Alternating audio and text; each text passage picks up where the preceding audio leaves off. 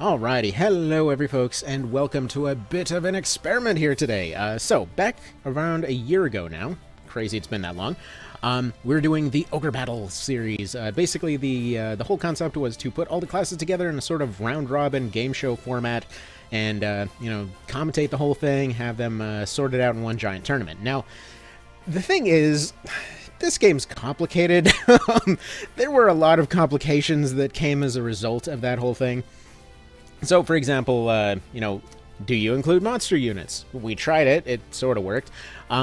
Do you include all kinds of semi-unique units? Can you include unique units? Like, how much can everybody counter each other? Because, obviously, when it comes to a game like this, there's going to be a lot of counters. So, down the road, I do want to revisit that idea, but we're going to be doing that with the One Vision mod. Across the board, as strange as it sounds, I think the vanilla game was actually balanced for this multiplayer mode. It was not balanced for, like, monster units and special classes, though, so that's kind of where this concept ended up coming in. Because one of the things I wanted to find out from all that was, can archers actually beat everything? Like, are they actually the ultimate unit, as it were? So, we're going to do this kind of like a score-type format, wherein we have archers face off against every other generic humanoid class. So, we have all of the contestants right over here. So we'll go ahead and start off with the Master Exploders. Where are they? Somewhere down here. So yeah, the idea is that every other class is built as a counter to archers, but there's a bit of a twist to that as well, because every particular build has to be unique. So let's go ahead and take a look at what this means here. So basically, you can't use the same weapon on multiple units unless it's something very, very vague, like a shield or something like that. Arguably, that's not a weapon anyway. So every build has to be unique. Even units that are technically using different equipment have to have at least some like little twist that's different about them. So this applies to the archers as well. Nobody's allowed to use the same build. Armor is allowed to be shared between them. But basically, the idea of this was to try to show off as many builds as possible, which is why this format's going to be a lot more fun for One Vision in there. But basically, the idea is, yeah, they each have to use a unique build, they each have to use a unique weapon, and ultimately, all aspects of the class have to be represented somewhere. So, for example, they can use daggers. If you ever wondered why they can use daggers, they can deflect, strangely enough. So, yeah, if you didn't know, you can't actually use deflect unless you have a weapon, like a melee weapon equipped. This is probably the main reason they have daggers. Counter, stun, and deflect. Like, the vanilla game actually does have a lot of stuff that would be very potentially interesting for a PvP-type AI tournament. And I honestly believe a lot of this stuff was probably inspired by how popular FFT AI tournaments got. So, if y'all are interested, I would be completely up for setting up something like this down the road if people want to submit their classes. Here's the twist, though, because when it comes to this actually being balanced, it seems to be balanced for all units being maxed out stat-wise and skill-wise. So, more or less, what I did was I created a save file here with units representing all of the, well, not all of, but a good chunk of the Ogre Battle series, in order to kind of just have the same exact units rebuilt for all these different classes, so that we have as much identical stuff as possible. Again, everybody's maxed out for both ranks, as well as stats. So we have, if you're wondering about these names, by the way, Voltaire and Sarah obviously are from this game right here, but some of the other ones might be a little bit more obscure. So, like, for example, Rick was just a weird meme that came about on account of a March of the Black Queen run a while ago, where it was just some poor bastard that couldn't build up the charisma to actually become a necromancer. We have Tittles, one of the most hilarious names from the original Tactics Ogre. We have Festa from this one, just because she always seems to like criticizing people. Honestly, they just always stuck out to me as a character, because they're basically an ascended generic, because their entire role is to just basically hate your guts in a cutscene, and then you save them, and then they join you. You have Atropos here, renamed as a monster unit in the remake here, but the best move in Knight of Lotus. Alos and Floros from Knight of Lotus as well. A Losser from from original Tactics Ogre as well, because a loser is just a hilarious name. And then Tammuz, another Ascended generic, and then Boner, the other hilarious name from the original Tactics Ogre, as well as Ivana from Knight of Lotus. So either way, if you're wondering, those names were just sort of picked at random. There's not really any indication of what builds they use. For the archers here, they went for a bunch of different builds. Some of them specialize in Tremendous, some of them specialize in Double Shot. This is more or less what their stuff looks like. Almost all of them had an augment. And I will say, for anyone wondering, for some of the weirder builds, like for example Tammuz here, why would somebody build a build like this? Short bows are bad! No, actually I would argue, short bows and crossbows, like bow guns and short bows, I would argue are stronger than long bows and heavy crossbows. In the right context. See, the weird thing is, and I promise I won't go into this much of a thing for every one of the classes, but when it comes to longbows and things like that, most of their damage, if we look at it here, comes from all those bonuses up top. So, like attack value wise, okay, like 130, 162, they're on the high end. Actually, I would say about 40% up the scale as far as their maximum damage eventually goes, or as far as their attack values go. But they get a lot of bonuses. So if you end up having any method that can reduce those bonuses, suddenly they don't matter. They can basically scale down for 300 damage down to 50. It gets pretty insane. But for example, this guy right here, he's entirely just built as a skirmisher. So you'll see skirmishers a good bit over the course of this test. Basically, it's anyone built with a light ranged weapon and either a defensive or a deflective option in their other hand. This very effectively counters archers in many situations. You'll also notice that each of these archers is actually running overpower, because when I ran this test the first time, I didn't give overpower to just about everybody, and they got absolutely steamrolled by about more than half the classes. So I rebuilt it with them being aware of how good overpower is, and yeah, away we go. So they're going to be functioning as the red team for this one, and we'll be having everybody else function as blue team. So first things first, we have weekend delivery here. These are going to be the warriors. Alright, so we have weekend delivery here. The warriors. I was actually going to remake this team with some of the stuff that I learned over the course of making all these guys, but basically ran out of time. This entire team composition for all of this little contest here took me like a month. Any dangways. So we have a dedicated Divine Aug guy. We have a skirmisher with a thrown weapon here. We have a skirmisher specializing in the charm finisher over here. We have a whip user over here, because again, all weapons have to be represented. We have a cudgel user over here, specializing in Trinity Pulse, but still using Aug Dark. We have a skirmisher with a light crossbow, as well as specializing in additional anatomy, coming with Stop Proof off of the Reaver Ring for additional kind of longevity there. We have a water specialist over here to try to make use of some of their low magic defense to hopefully get some early damage. We have the stunning Vice, how the hell do you pronounce that? Whatever, it's the big Kruger Claw. Anyway, so yeah, that thing stuns, this thing envenoms, like Aug, Earth, all that kind of thing.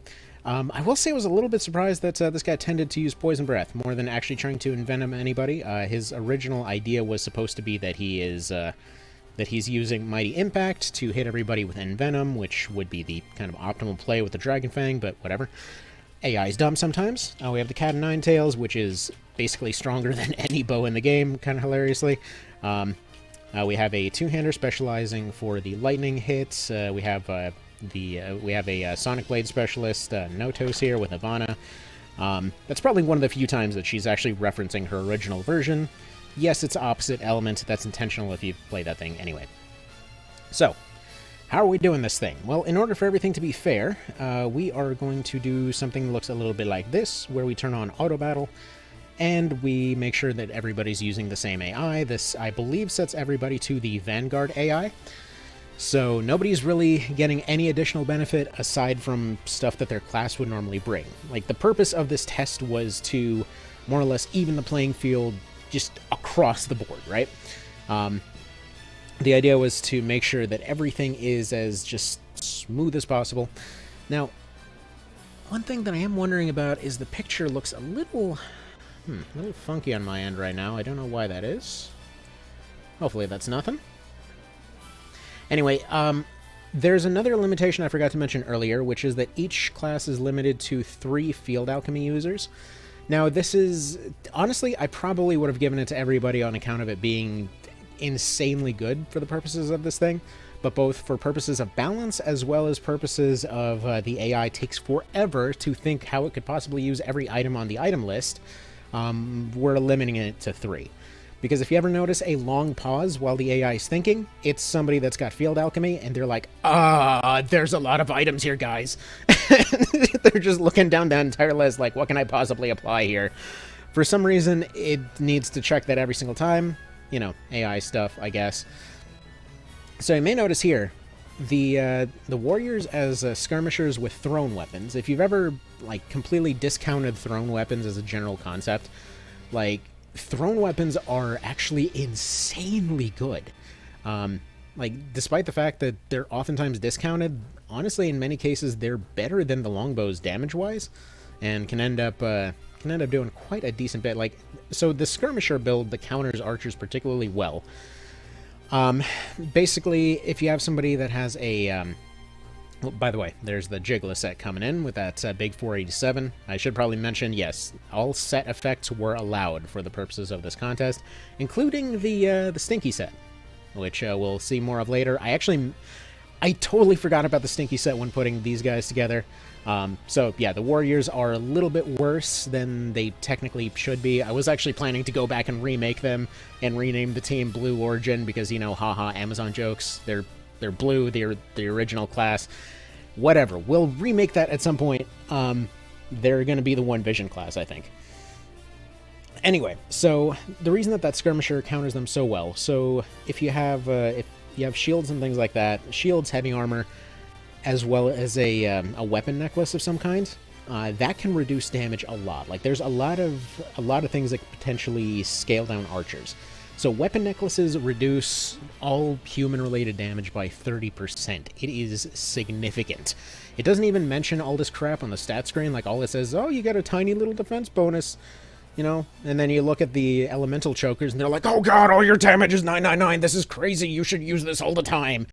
And honestly, I would prefer the weapon earrings at any point. But okay. So, as far as armor went, uniques are unique, just so you know, but anything that is not unique is fair game. Now, I know there's some uniques that technically are unique, but they don't have the gold trim for the unique, so if I ended up mixing up any of these on account of, you know, confusion over the different versions of this game, sorry. I mean, I did my best. This took absolutely ages to set up, so, you know, as you will on that. But, okay. So back to skirmishers there. So the ideal skirmisher setup, and probably the strongest one, I believe, is on the... I forget if it was... I think it was the rogues that had it. Would be Damask crossbow with a cursed weapon in the other hand. Now, I will say for cursed weapons, I allowed them, but they are the absolute worst possible version of each of those cursed weapons. So they're there as an interesting defensive option. They cannot, like, they don't have the completely maxed out crazy version in here. Like, the maxed out crazy version would just basically be the best weapon in the game.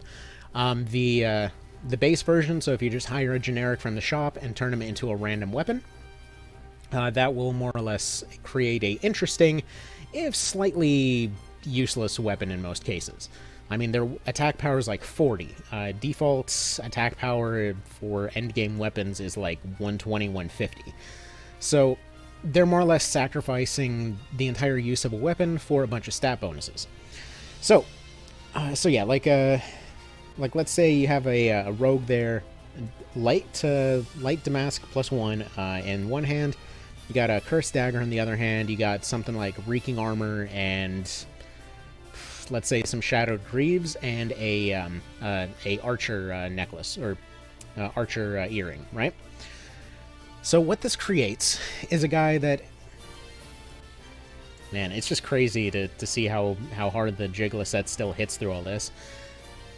But what this creates is a unit that, A, presumably would have bows and crossbows under their skill list. For those unaware, having a matching weapon rank to an enemy will create a situation where you basically counteract their skill ranks. So you may notice these archers, if they were to fight generic whatever units, they're going to be shooting like 400 plus each. However, against these guys, they're doing 100 or less, or let's say like up to 200. This is basically because all of their weapon ranks are getting counteracted, except for the ones that have bonuses to those weapon ranks. So they're more or less evening the field by matching their weapon types. That's actually one of the big advantages that the warrior class gets that they never bother telling anybody about, that they can actually effectively counter almost anything in the game. And in fact, I think they meant for people to figure this out, because why the hell does the Swordmaster even friggin' exist in its current form? Because they're the only one whose weapon cannot be countered by anybody aside from, like, Denim. It's their weird, unique thing, and yeah, I figure if there was a multiplayer meta, like if we actually started doing multiplayer tournaments for all this, I would imagine Swordmasters would actually become a preferred class eventually. So, like right here, let's take a look at this guy. So this is the skirmisher here with the light crossbow, taking out one of the archers with the light crossbow special, because the burst fire on that crossbow, the death whale, whether it's light or heavy, it is still gonna more than likely kill something. So like right here, that guy had a heavy crossbow, he over there had a light crossbow. Doesn't matter, they did just about the same damage. So for a lot of finishers, they actually don't necessarily get a lot of those bonus benefits, because a lot of the main benefits that like crossbows and bows and whatnot have are those bonuses. So the short bows in many cases can actually end up doing just as much damage. That's hilarious. Just as much damage despite their situation there. Well, despite allegedly having half the attack power and none of the bonuses. So it's just fun like that. So you may notice here that, yeah, they're actually pretty evenly matched, all things considered. Nice double deflect there. So I want you guys to keep an eye out for something here. Eventually, somebody will get hit by an arrow, but the arrow will bounce off their face. Because there's a cool thing that I noticed while doing all this, that, yeah, Overpower has a unique animation. It's just that it never comes up, right? So I haven't checked if there's a Overpower animation for Melee. There probably isn't. There really wouldn't make sense to be. But if there's an arrow firing and somebody rolls a deflect, but Overpower ends up rolling its 50% chance beyond that, it actually has a unique animation where they still get hit, but it plays the deflect animation anyway. So, like, they just get hit and the arrow bounces off their face. It's hilarious. So just keep an eye out for that one. I never thought that was a thing. Like, I thought my eyes were playing tricks on me on multiple occasions where I'd seen that in the past, and then suddenly it's like, no, it's totally right there. It's a legit and repeatable thing. So you can see here, even with Overpower, Deflect is doing a pretty great job here. So when it comes to the challenges that the different teams were put together here, the reason that I went for this format, the archers were put together in a way that they had to basically serve as generalists. When we do a round-robin tournament, everybody would have to be a generalist. In this case, it was a class that had to be built to take on as many units as possible, meaning like Overpower, just all of their augments, high defensive moves, high fortify, high health, all that kind of business. So they're built to try to fight as many different unit types as possible, but they may not necessarily have specific counters to a lot of things. Meanwhile, all these other classes are, again, limited by their equipment choice, so while they are built to counter archers, for example, almost everybody that can have Deflect will have it, that doesn't necessarily mean that they're always going to be able to get their way. And in fact, it is basically expected that these archers will end up winning the majority of their fights. Because again, they get to specialize for power. Everybody else has to specialize for defense. Power is their bread and butter, you know? So, there we go. He actually did use the Mighty Strike that time. Fantastic. Alright. So, let's take a quick look at the numbers here. See what we're seeing. So So as we see here, we have 8 warriors still standing, and we have 8 archers still standing. Alright, and away you go. So, Field Alchemy basically allows them to full heal at any time, but a lot of times they'll just end up getting stunned and not end up using it. But as you can see, even the most basic class in the game can potentially counter them, despite the fact that many of them are essentially unable to use their best potential counters. So if, for example, warriors were to come in entirely with just Urchin Bolas, and let's say... See, I'm kind of on the fence over which to go with. Like, I would probably say 3 Urchin Bolas, probably 9... 3 Urchin Bolas, probably 6 crossbows, 3 short bows. And probably have the closer range ones, so for example, the bolas and the short bows, probably have them run deflect and counter, so that they would have a pretty good chance to counter all that. Additionally, I believe warriors actually come with sidestep 4, which means that they're one of the few that can effectively do what this guy's... Oh, well, I guess he's not going to show in this case. But effectively dodge arrows. So most of the classes in the game only get up to sidestep 3, which, in the case of archers, their dexterity is so high that it actually... Like, sidestep 3 doesn't even matter. There's no point in equipping it, because they just will not be able to actually break that threshold to dodge the arrows, so deflect will end up doing better. As you may expect, there's a couple classes that will have absolutely zero chance here.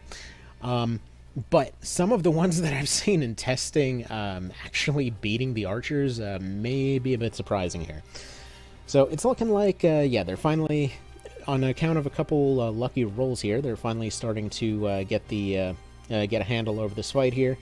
But I would say that this one can go both ways. So the way that we're going to handle this scoring system, if it looks like there's absolutely no chance that they could have lost, then they get 2 points. If they end up winning a fight, but it clearly could go both ways, like for example with this one, where a simple team rebuild would see them completely crushed, then they get 1 point if they won, and if they lose entirely despite this format here, then they get a -1. And then we're just gonna kind of give them a sort of win-loss score at the end of it. So hopefully, hopefully we'll get something mildly scientific out of this whole thing. I'm trying to find a piece of paper to actually write on. Kind of realized that I forgot to bring one of those. But as you'd expect, yeah, warriors definitely have a chance. They're... Like, I think if we were to run vanilla multiplayer tournaments, it probably would see a lot of warriors, a lot of swordmasters, a lot of archers, obviously. But I have a feeling, like, eventually archers would probably end up falling out of the meta to some degree. Because at that point, you're just kind of relying on good rolls. Which, yeah, could be... The same could be said for their defense. But they're more or less locked into the same build. So, if, for example, like, somebody knows that they're going to be running into a Jiggler set or something like that, they're probably going to be able to do a lot of things, like, for example, building a team for all dark, or, giving everybody the bow skill, or making everybody a skirmisher, all that kind of thing, and then eventually, you'd see a lot of folks coming in with only skirmishers, which would result in a bunch of people coming in with only melee classes, and then suddenly it's just AoE 2 at that point. So, we'll see how it goes in the long run. But I would like to give that general concept a shot probably around next year or so. Maybe even this year. So, by the way, if any of y'all have been wondering why the hell there's just been nothing coming out lately, simply put, we're moving. So, it's a bit of an exciting and very stressful time, and frankly, there hasn't been time for much of anything. Like I said, just finding the free time to put these teams together took me a dang month. So you can kind of see how that would go. Alright, so I think this one's close enough to call at this point. Finally found a piece of paper here. So I'll just go ahead and give them 1 for this one and move on to the next. Now, yes, technically, this one skirmisher could sit here and counter them for ages. Realistically, I actually have seen some cases where one unit ended up coming back and taking out 7 archers, but yeah, we're not gonna sit around and wait for all that to happen. So there we go. That's their first win right there. Not the most unexpected thing in the world, but you know, warriors can effectively counter them. So you'll notice throughout most of this little contest here that just about everybody that can also equip bows and crossbows will be doing so for obvious reasons. Though there's even more background stuff, as you'd unfortunately expect. Like, there's a lot of background stuff, actually. Wherein some classes just simply don't take the damage you'd think they would. Probably the most obvious being clerics. Like, I was a little bit surprised to see clerics with only Fortify 2 and basically no armor. At a certain point, it just didn't even matter. Like, they just seemed to take the same damage as everybody else. No idea why. It's just a thing that happened.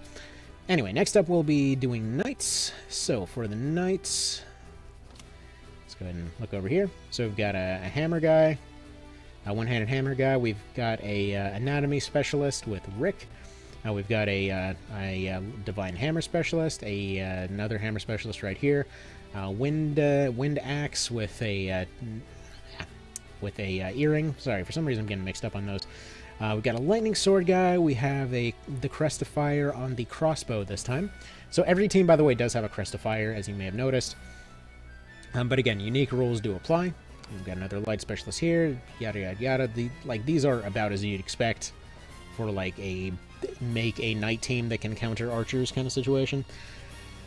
I would say that this one's probably also going to be either a 1 or a -1. But we'll see how it goes. And once we get to... Oh, I forgot to change the music. One sec. Like 8-bit in the army now going, why not? This rendition seems terrible. We'll probably switch over to something else. Oh well. I meant to use this for the warriors, but oh well. Man, what is this recorded on a friggin' kid's Casio? What is this? Weird.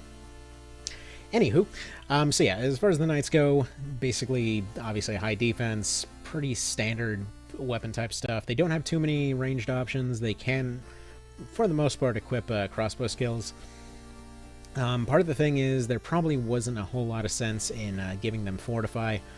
So here's the thing. When it comes to fortify, strength, and all of that, you may think that they're perfectly essential under all circumstances, and that's not really the case. As you can see here, despite these guys having higher vitality and, you know, higher defense and everything else, they're still taking about the same damage here. Actually, okay, so for the low-end bows, it is reducing them a little bit. Yeah, they're hitting pretty hard, though. Obviously, they're all going to be coming with deflect for the most part. But yeah, so, okay, a little bit of an aside here. Part of the reason that this one was so dang complicated is the same reason setting up all of these tests is so dang complicated. There was the animation. You saw that? They got hit, they got knocked back, and the arrow bounced off anyway. Man, I love that. That is a thing that's so stupidly specific that, like, you'll never see it. It's just not a thing that ever comes up. Because if you didn't know, Overpower only has half of the effect that Deflect does. Meaning that Deflect, like for example, let's say you max out Deflect. You've got it at rank 10 at that point, right? So 40% chance to just completely deflect all incoming arrows. At which point, they come in with Overpower, and let's say they've got that maxed out at rank 10. Okay, they're only getting a 20% chance, so it has to roll for... So, okay, on Deflect, it actually rolls differently than Parry. Like, with Parry, it rolls ahead of your actual like block chance. So it goes for, like, Parry, then block, then, you know, anything else after that. Which is why if you end up blocking a melee weapon, you end up training Parry. However, if you end up using Sidestep to avoid an incoming arrow, then you don't actually train Deflect, which is kind of interesting because that logically makes sense. Anyway, so what we're seeing here is devs that decided, okay, so let's say the arrow has an 80% chance to hit, then it has to roll a 40% chance to deflect, then it has to roll a 20% chance to overpower on top of that. forget actually introducing a tutorial for any of this crap. We need to make sure that this has a custom animation right now. Their priorities are baffling, to be honest. This is why I think like this game was probably expected to have a lot more of a multiplayer scene than than the absolute zero of anything that it did. I mean, again, most folks don't even know there is a multiplayer button on this game. But yeah, it's hilarious because it feels like a lot of their priorities for what they did for all that stuff was expecting people to do multiplayer tournaments and things. In fact, I believe, so there's a bunch of strange omissions when it comes to what the AI can do, and I believe a lot of that was for the purposes of, again, multiplayer. Because they can't revive, for one thing. No revival methods will work at all for the AI. Now, the most obvious reason would be because, when you're playing the game normally, if you allowed the AI to revive, they would not know what to do because they don't have the option to revive whatsoever in the normal game. Fair enough.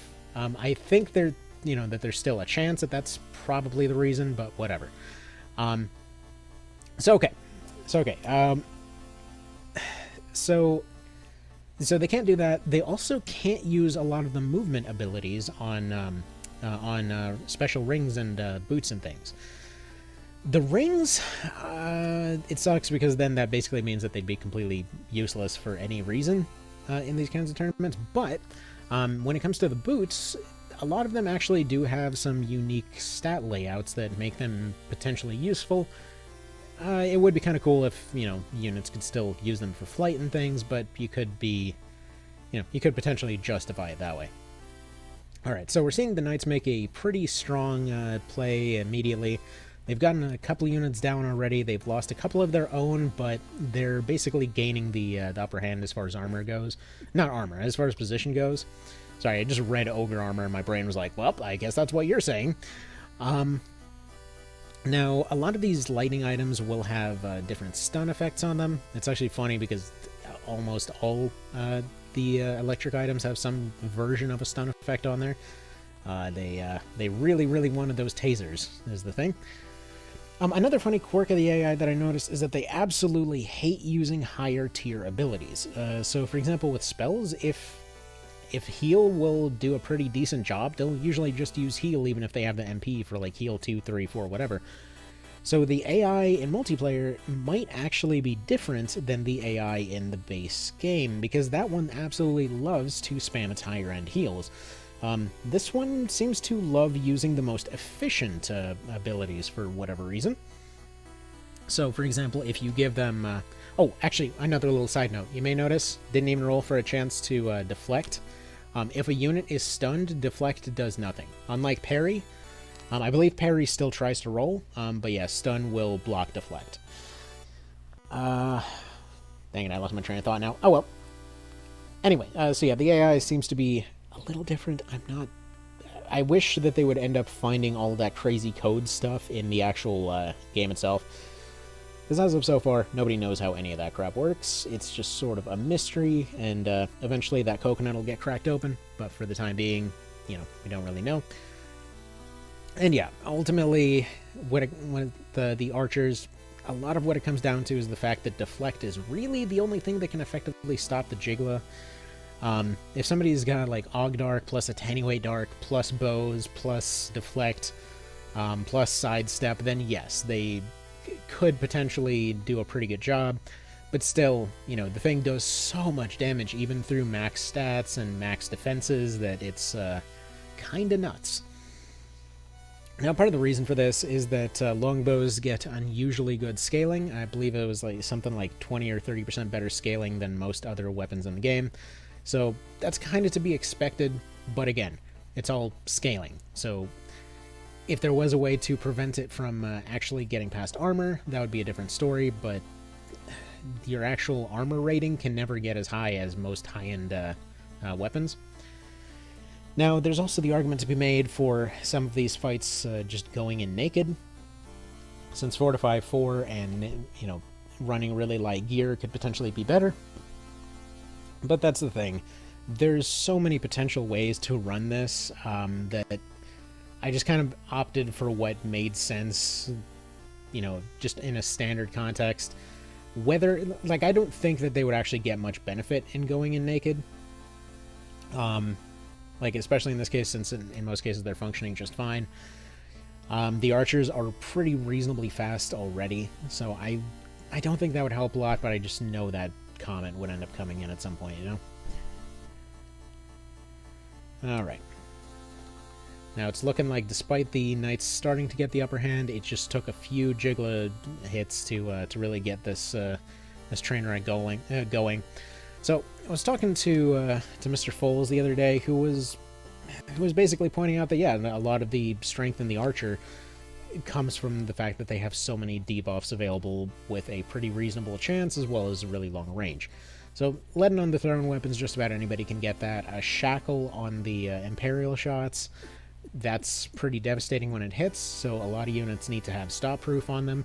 The majority did, but they'll still eventually find a way to get through. You have other moves that end up giving stun, for example, with those lighter light crossbows and all that kind of thing. Death Wail is basically an insta-kill, pretty much regardless of who uses it. Potentially they can get past stun, like right there, with a double shot. So, if we do end up running a tournament at some point, just something to consider. Because, as you can see, archers can die. They can be countered. If, like for knights right here, if all of them were just running heavy armor and, like heavy armor, probably something like, let's say, a sword for Rending Gale. And actually, not even that. I would probably just run them all just heavy shields, heavy armor, and light crossbows. And they could absolutely clean this up, no trouble. You're seeing the one light crossbow there. Yes, they do have the fire crest, but there's kind of a double purpose to it. For one, all of they're basically reducing the damage of all the crossbow units on the other team, which basically saves them a slot for a defensive skill, since again you can only have 10, so you have your crossbow there, you have your strength and fortify, as of course you would, as well as constitution. So your first 4 are already pretty much decided. Probably the AI didn't use it here, but putting on Phalanx and Guardian Force would actually help a decent bit, because the AI does not actually check whether or not it will attack units with Phalanx, because it doesn't actually check for what's going on there. So in that case, they actually would get a benefit of going in somewhat naked, because it would counteract their speed. So you just basically get a bunch of high dex gear, put on Phalanx, you know, all the other skills mentioned above, probably even TP plus, because they're probably going to be building up a lot of TP while doing their thing. Potentially allows for a big Brimstone Hail, maybe put some Aug Fire on there for extra good measure. But yeah, they could absolutely clean this up, no trouble. So once again, they earn themselves a 1, but it's a tentative 1. Like, they're definitely showing their cracks here, because they're the only team. They're actually one of only, like, I think technically like one of 2 teams that's actually allowed to fully specialize in one thing, because they simply don't have anything else. So let's go ahead and look at what the teams are looking like right now, because sometimes this insane mosh pit can be a little bit weird to look at. So let's take a look here. And as you can see, these few knights here are actually putting on a pretty good show regardless. So we've still got 4 knights up. We've actually got 8 archers at the moment. So we'll just go ahead and wait for a few more to go down here. It's basically shackle. Like, if they all had stop proof would definitely have to be on that list as well. Could make a very effective knight team that could just crush this, no trouble. So, I don't know. I think this is a fun way to do this particular test. Now, there's actually a bit of randomness to the AI as well. So you'll notice in some cases, usually their first attack will follow something predictable. If you purposely don't put True Strike on anybody, and they have a low chance to hit, they'll almost always go for Rending Gale. So if you're ever wondering why it seems like they should have a 100% hit chance, why didn't you put True Strike? It's because for something like swords, you want them to pick the most accurate move possible. If they feel that they've got good accuracy, they want to up their damage. So, for example, in that case, he went for Vile Wound, because eventually that poison will do more damage. However, in most cases, you want them using Rending Gale for that immediate damage. So you give them low accuracy in order to make sure that they can actually, that they want to go for that accuracy. Which is funny because that exact trick accidentally caused the solo solo of the vanilla game to be a win, wherein that accidentally worked on the very, very, very, very, very final hidden boss of the game. So either way. All right. Is he rolling the double parry? No. All right. So at this point, yeah, we can go ahead and call it as a 1. It was going to happen anyway. So, all right, next up, we have the Terror Knights, the Hallow Winners. This one surprised me because these guys actually completely crushed these archers a few times in testing. So we'll see how this one ends up going, see what kind of points they end up getting for themselves. And you might be wondering, how does that happen? Terror Knights suck. And they do, but this is kind of an interesting case. So let's take a look at their builds here real quick. So, Lightning Guy, Cudgel Guy, going for a Evil Deed set. We've got a item support plus healer. We've got a two-hander, crossbow user, charmer, going for maximum terrifying whatever. Scare bubble, ogre set. That one definitely does some neat wonders. Earth hammer, going for the classic axe type situation. And okay. So the thing is, they can prevent a lot of the crossbow damage, which is going to be a big part of what's coming in. A lot of them have a lot of potential shutdown moves. So basically, it slows them down.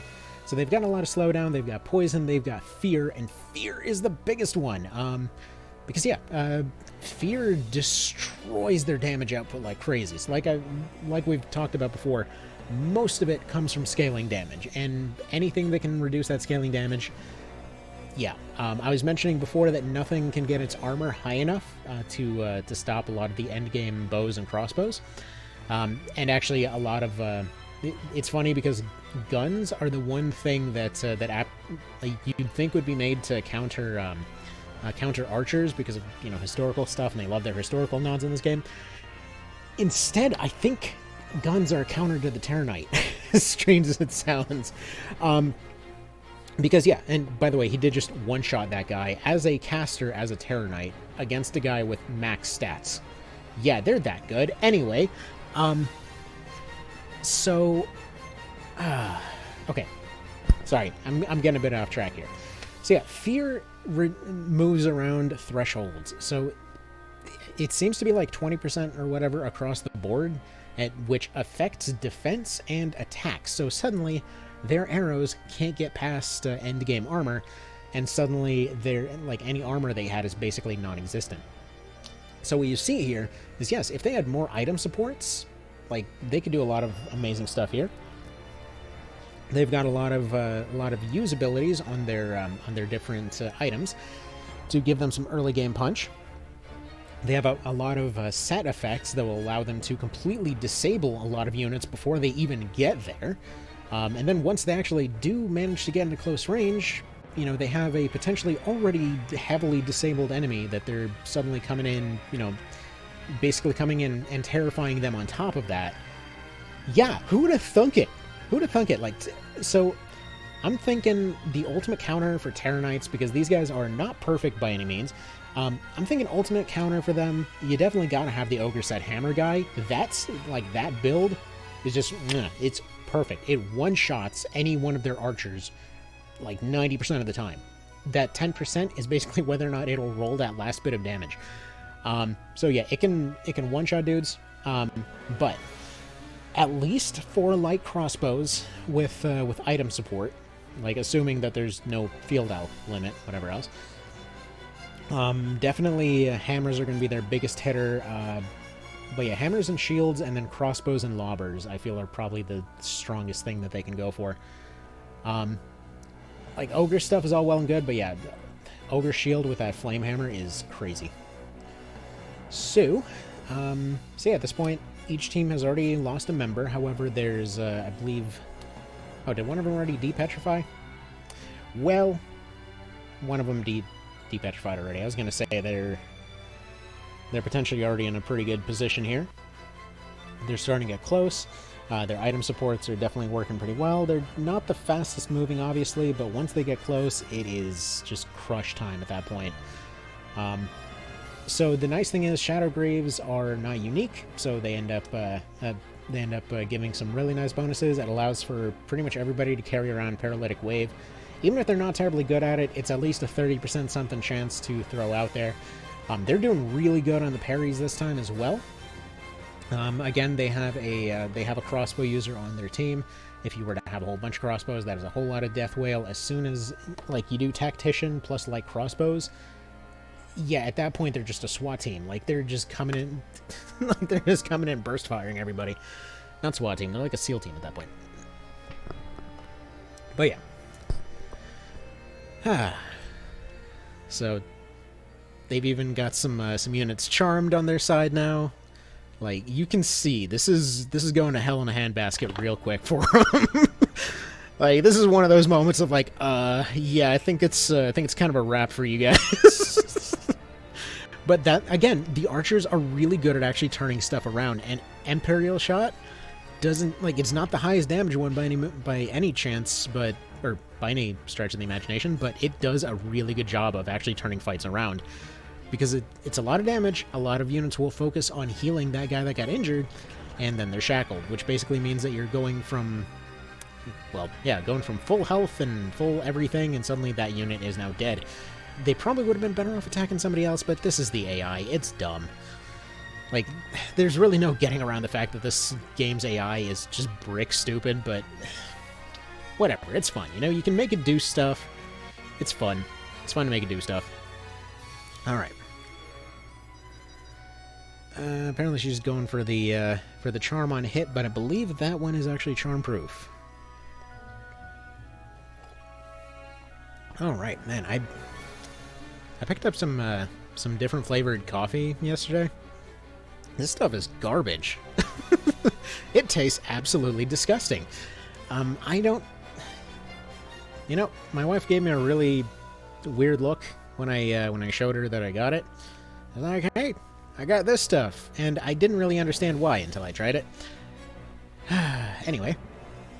So, despite losing a couple units, yeah, they're still making some big pushes in here. They're doing so much damage that, honestly, these guys have a hard time keeping up. They can do one full heal. There's no area heals available for these archers.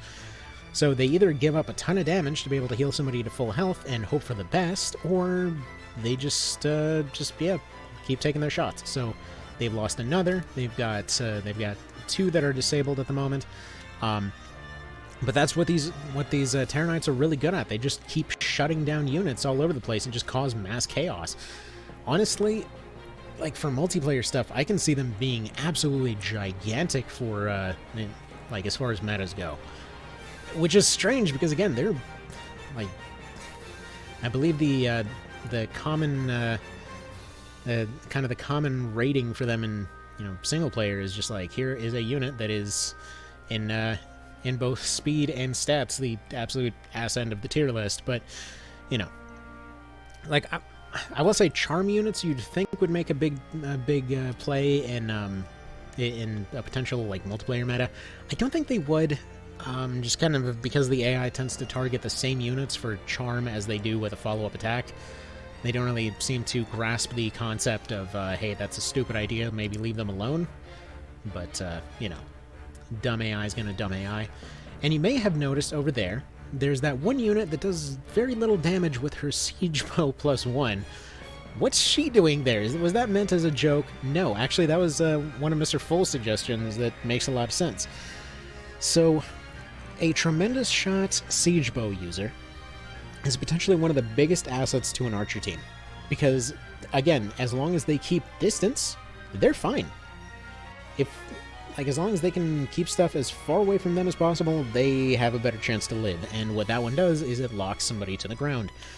In many ways, it's potentially even more useful than Shackle, because a Shackle user can still get into position while they're stuck. Somebody that's bound? Not so much. Alright, so this is this is a complete mess on all sides right now. It's honestly a little hard to even make any kind of call here. I would say as long as Tammuz is alive, the archers have their biggest shot. So Tammuz is their skirmisher tank. Basically nobody's going to be making it through that guy first. He's usually the last guy left standing on their team. Now, they can keep death wailing and whatever else, but yeah, the ogre set guy, as you might have noticed, he's just like running around and eating people, so that's also a thing. Alright. But, you know, they're still in this, they're still doing their thing. Kind of scaring a bunch of dudes away. I mean, you do have action abilities for those scare moves instead of doing it that way, dipstick, but alright, whatever. Fine. Do it in the dumbest way possible. Why not? But yeah, I really love Terror Knights. Like, it's just... they're just a cool class. I mean, they're excessively edgy, that's for sure, but they're just... they're fun to play with. I'd say they're probably one of my absolute favorites in this game. And tell even more so in One Vision, which, again, we'll be doing One Vision for the whole round-robin tournament thing. It should be a decent bit more interesting. See, the thing with a vanilla tournament, like the main thing against it that I run into every time I try to do this as a concept, is because it's a real headache to set up. And I'm not saying in terms of technical stuff, I mean like building the teams. There's so many things to consider that even having played this game as ridiculously long as I have, it's just a massive headache in vanilla. In One Vision, it's a bit simpler. Stuff's a bit more, you know, understandable and right in your face there. But yeah, for vanilla, it's just there's so many potential considerations that it gets a little bit ridiculous at times. Like, you'll end up building an entire team and they end up becoming functionally worthless because you have one guy that ended up, you know, having a class change at the last minute and you missed one skill on there, and suddenly you can't go back into that multiplayer team to go and fix the mistake you made, and you've already remade it, you know, with some other team there. Like, I ran into this weird bug with this one, which I think is just because I've been using this test file for years without cleaning it up or anything. It's been kind of a mess of a test file.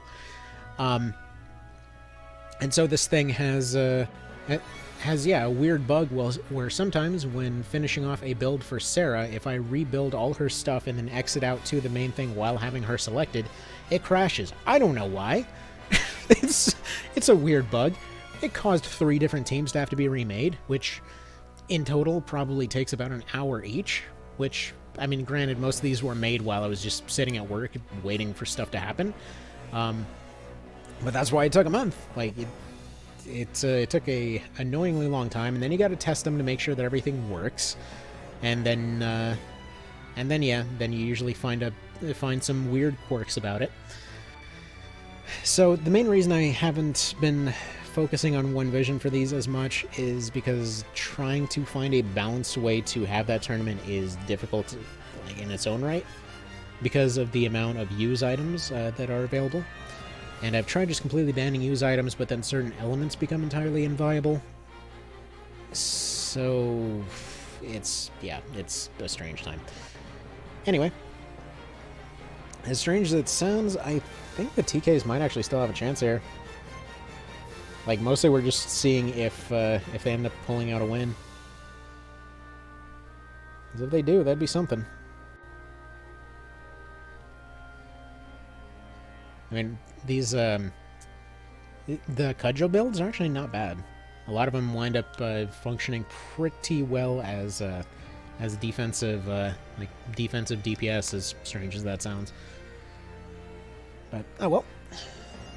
What are you gonna do? You're gonna snipe that one. So I think part of the problem is that they're doing that randomness thing. So they're basically picking some pretty weird choices here. I know I think they've still got an item user. They've still got their Firecrest user.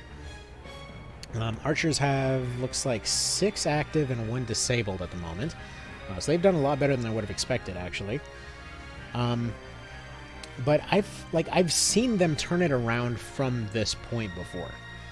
Like, I've seen a situation where he just walked into the middle, scared them all, and then just, like, one-shot them all one by one. I mean, this Firecrest Ogre set hammer guy is... Like, think of Mr. X from the, like, Resident Evil 2 remake. Basically, just, he's that guy. I mean, look at him. He's friggin', like, stealing health in the 400s. He doesn't even need that health. He's just hungry. What a pig. And yeah, I'm hoping a lot of these other ones will go a decent bit faster. Just most of these melee classes do take a decent minute. So I actually might have to two-part this thing, because I do have to get going back to work pretty soon here. And see, this is that randomness at play. In most tests, she just spammed Death Whale all the time. Now, yes, she is keeping that archer locked down, but as the saying goes, the best debuff is dead, and she is repeatedly inflicting stop instead of just killing the guy with Death Whale. But, for whatever reason, she's just deciding that that's the best way to do it. Alright. And they've got a full heal right there. And just so you know, they do have infinite items for all intents and purposes. I mean, they're never going to burn through 99 of every item. Originally, I was going to ban, like, regular mend leaves and things like that. But it ultimately ended up being needless. There was just no point to do it. Alright, what are you guys going to do here? Alright, so she's up to 65. If she manages to hold off a little bit more, she might be able to take out one more. I think at this point it's probably safe to call it. Like, this is definitely not one of the ones that went for the TKs, but... Like, this one, I don't even think there's too much of a need to get too fancy with a lot of the builds for them. It's just going to come down to AI randomness. Like, this time around, they have not used almost any of their AoE debuffs. So Lament of the Dead basically breaks these guys. It's just a little bit weird that they haven't even bothered trying. Anyway. Alright, we'll go ahead and give them a 1. And move on.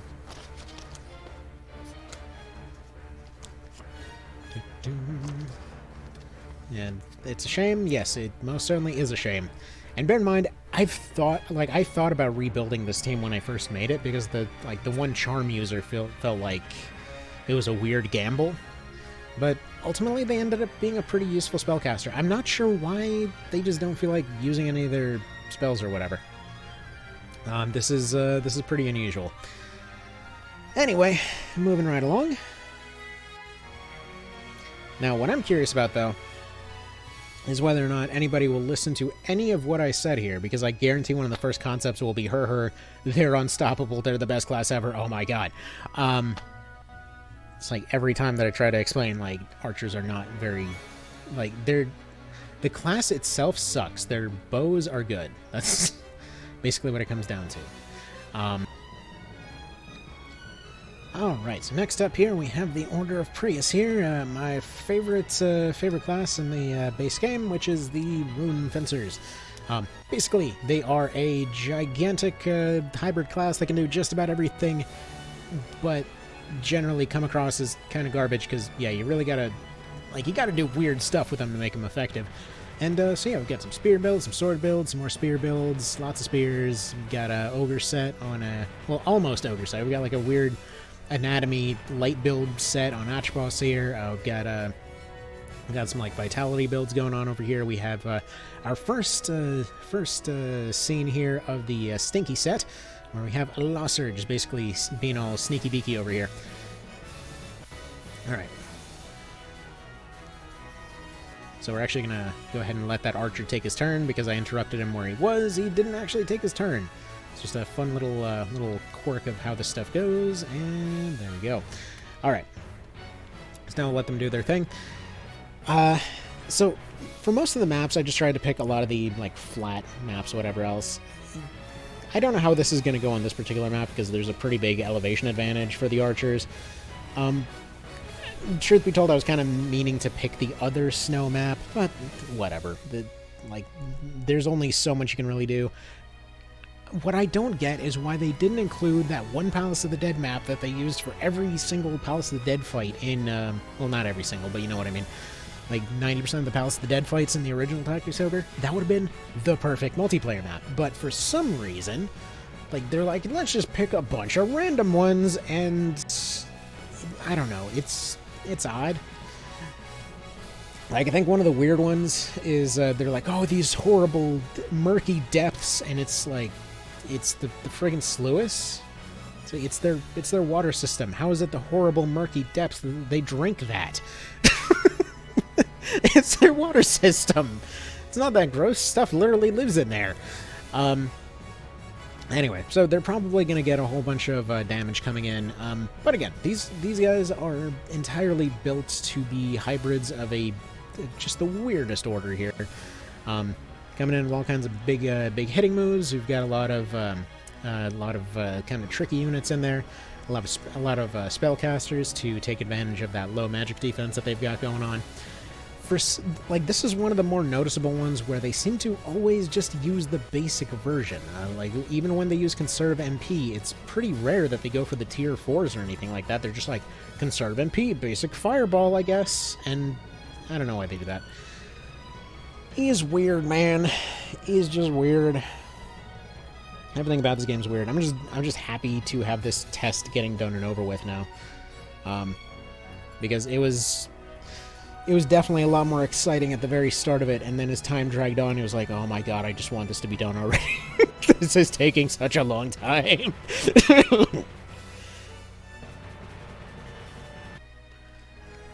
Well, so much for that plan. There's no good coffee left. Guess I'm gonna be drinking dirt for a while. Oh well. It's a bit of a random note. So, recently have been trying to figure out how on earth to puzzle out a way where there is no coffee for a few days. It's like, you know when you end up drinking so much coffee over the course of, like, say, a couple months? Every single day, like, you're just downing 4 or 5 cups of coffee in order to, like, keep up with a weird schedule and whatever else.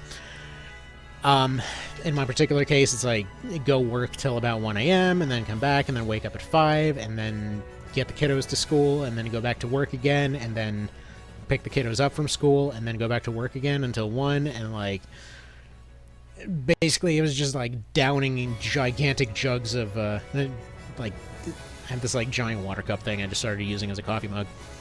Because these are gigantic mugs of coffee. To the point where, you know, eventually you just start getting pretty much sick from drinking the stuff. But, you know, it helps keep you awake, so it does the job. Anywho, there we go. There's the good old Spiral Scourge, doing almost no damage for some reason. Anyway, yeah, so just kind of became one of those things. We're looking forward to having this move done, because it sure would be nice to, surprisingly, not drink some coffee for a few days. Because, boy, oh boy, does that make you feel sick after a little while. Gotta say. Alright, so they're doing an okay job here. I'll say this map is definitely serving at a disadvantage for them. They do almost all, anyway, have ranged options. Though, for some reason, not really sure why they're doing such little damage here. Kind of seems like they should be doing a decent bit more. And actually, in some cases, you'll see they're doing literally 1 damage with high-end spells. Like I saw in one case where a guy had Wisp Light 2, and had maxed out Spellcraft, and was hitting an Archer, and still for whatever reason did 1, so I think there's still some more funky jank to the formula that is just kind of unknown. I don't know. This game's strange. I think we can all agree on that one. It's a game with so many moving parts. You can never fully know what's going on. You just kind of have a vague idea. But yeah, as far as these guys serving as counters, I will say the whole Divine... Like, okay, Divine makes a lot of sense for them on account of getting speed-ups and things like that. I don't think it's the end-all be-all, though. Simply being because they love to spam just basic heals and things like that. Like, having access to like BOS and stuff like that is great. but they've got a lot of downsides when it comes to just spamming the wrong abilities. So I would say no Divine, instead would probably have Field Alch and HP Infusion. So Field Alch, HP Infusion. If you're going for a caster build, going for something other than Divine, like maybe something that would either counter or match up with something that you would see quite a bit. So, honestly, there's no way to know what element would be the strongest. But, for example, if somebody was going for a whole lot of Earth, then you probably would go for something like Wind, and go for Aliyah 2, and then Spellcraft, all that kind of business. I don't think a Summoner build would be that effective in a multiplayer situation. I would figure, once again, it would probably come down to light crossbows. Probably a sword deflect build rather than a shield for these guys, because their armor doesn't go terribly high. But yeah, so like a sword deflect plus crossbow, and then probably just going for, I'd say probably probably keep it at low accuracy for obvious reasons. You don't want to get that Rending Gale and stuff like that, like Rending Gale and friggin' Burst Fire. I know it's not actually called Burst Fire, but it's basically what it is. Like if you have Tactician and a light crossbow, as well as counter, yeah, probably would want to keep counter plus the obvious 3 on there. They should be good against most things at that point, but again, it's a little bit hard to know. They're a very, very, very hybrid-y class, so a lot of what they would do would just come down to a lot of what the others are doing, and wow, way to completely waste a Spiral Scourge there, but okay. But you can see they're doing a pretty good job. Honestly, the spears are not even a bad choice here. Like, they're doing just as well as the crossbows, in some cases even better. So it could be argued that just going, all spears would be the way to go. Yeah, they're going for Brimstone. So, interesting thing, by the way, having low ranged evasion might actually be a very good thing. Because, yeah, the AI will only go for Death Whale if it feels it needs some accuracy. Which, if it's at 100% chance already, they're just going to be like, well, Brimstone Hail technically probably does a bigger number, so I'm going to just go for that. Because they seem to only count the first, maybe the second number, when they calculate for Death Whale. But yeah, weird quirks of the AI. I really, really, really would love to do an AI tournament at some point. There's just so many things to learn about, though. Like, jeez. Like, especially for such a niche game, it would be a bit of a hard sell, which is probably why, again, One Vision would be the way to go. But yeah, we'll see where demand lies on that one. Okay, so there they go, doing their sniping. That Death Whale probably coming in from that light crossbow pretty soonish. And I'm pretty sure the archers have this lockdown, but there's still quite a few fencers out in the field right now. Let's look at the numbers. So we've got, looks like 9. Yeah, it looks like 9 archers still standing. Looks like 6 fencers still standing. And away we go. But again, those fencers have a lot more insta-kill moves on them. Like if,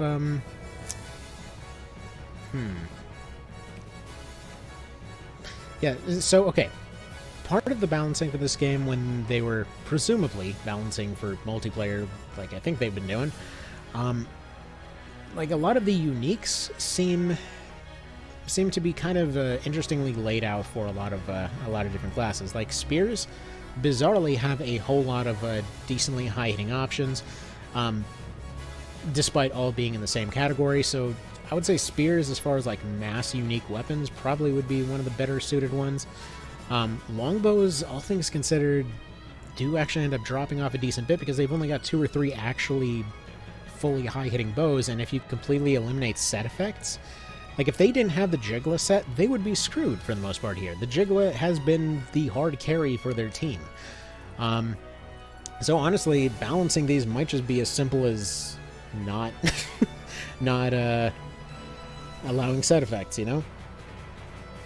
But I'd be curious to hear ideas based off these tests, because I'm sure there has to be you know, I'm sure somebody's got some ideas out there. But as you can see, archers would more or less have one build, and if anybody counters this, they can't really do very much. What are they going to do? Come in with knives? In fact, that might be a really fun way to do it. We have a, like, let's say a tournament where everybody that agrees to compete is just assigned one class, and they just have to make it work. Like, how are you going to make that team beat anything else that anybody else brings in? Might be kind of interesting. I don't know. And if you're wondering, by the way, as far as how these teams were built, I did actually go through and just use the quick skill rank up sheet, as well as the max stat sheet. You might be wondering why I didn't just give everybody max rank skills, and instead of just raising them up on their own. For one thing, I had to go test them anyway to make sure that they weren't completely broken, because that happens a lot, where you just miss one obvious thing and it gets you screwed. But for another thing, I didn't know if it actually had any glitches associated with it. The couple times I asked, nobody really seemed to have an answer. So I figured, since a lot of the other cheats that I'd gotten from a lot of that wave of cheats that came out did have some weird side effects to them, I figured I'd just kind of leave it. Probably going to test it out more later. But, well. Wow, this guy's hitting like a truck. Oh, wow. Dang, dude. Chill with those summons. What's his deal? Who is that? Who is this wizard? Oh, he's the Racian guy. He's just built all for decks. Interesting. Alright. Again, lots of summons, lots of conserve MP. They do a pretty good job when they actually bother to use the right one. But, getting the AI to think is kind of like trying to get a toddler to do calculus. Oh well, what can you do, right? So, definitely should have just gone with the standard flat map, but anyway. The counters are pretty obvious here. Like, you have your heavy summon casters. If you just don't teach them the lower tier summon, that's probably the best way to go about it. I gave them access to absolutely every spell that they had if they used that spell book, just for the purposes of, not trying to over meta everything. So if you only taught them a couple spells, they do a far better job. If you just gave them crossbows and shields or crossbows and swords, probably would have something a bit more effective here. Yeah, so definitely not all melee characters, but it seems like Alea 2 in particular seems to do a very solid job. What's he gonna do? Just conserve MP? Is he just gonna heal himself? And, like, this is what I mean. He knows heal 4, but he's using conserve MP and using a basic heal. So, not sure what the hell that's about. It's... who knows, I don't get it. It is what it is. Either way, we'll go ahead and give them one more then. And just move on to the next fight here. Too much reason to go and look through their builds this time. This is just a team of all skirmisher rogues. Skirmishers and daggers and thrown weapons, and yeah. It's like all short bows, crossbows, thrown weapons. I think there were like 3 or 4 different thrown weapons in there. And then daggers and lobbers, and exactly what we'd expect rogues to do. So rogues are one of those ones that's almost uniquely suited to countering archers in every potential way, which might be why they were a DLC class. So the thing is, with their skills, so they can completely reduce archer and archer damage against everything. Every single thing that archers can do, they can counter. They can deflect, they can sidestep, they can match skill ranks, they can fortify. I think they get like full fortify. But yeah, them suckers are just really good at that. And on top of that, if they do get hit, immediately Speed Star plus their high attack bonus means that they are pretty much uniquely suited to being able to take a hit, speed themselves up, and then come back with a finisher. So yeah, like they can match them for range, they can outspeed them, they can potentially outmaneuver them across the board. They technically have traps. Who cares? They have backstab if they need it. And, yeah, they've, just like about everybody, they've got their debuffs on use items, so might as well just use those. It's actually funny that Paralytic Wave is even a skill, because you can just apply that on everybody. But look at that. 200 damage off a thrown weapon, and people say they're bad. How are they bad? Like, thrown weapons are logistically annoying. They're not bad. That's actually probably the reason that they are logistically annoying, because them suckers hit like a truck. And there we go. This guy's just going to go one-shot an archer, because, sure. In fact, I believe this was the first time that we'll actually see the cursed crossbow in action, because why not? We've got the that guy over there.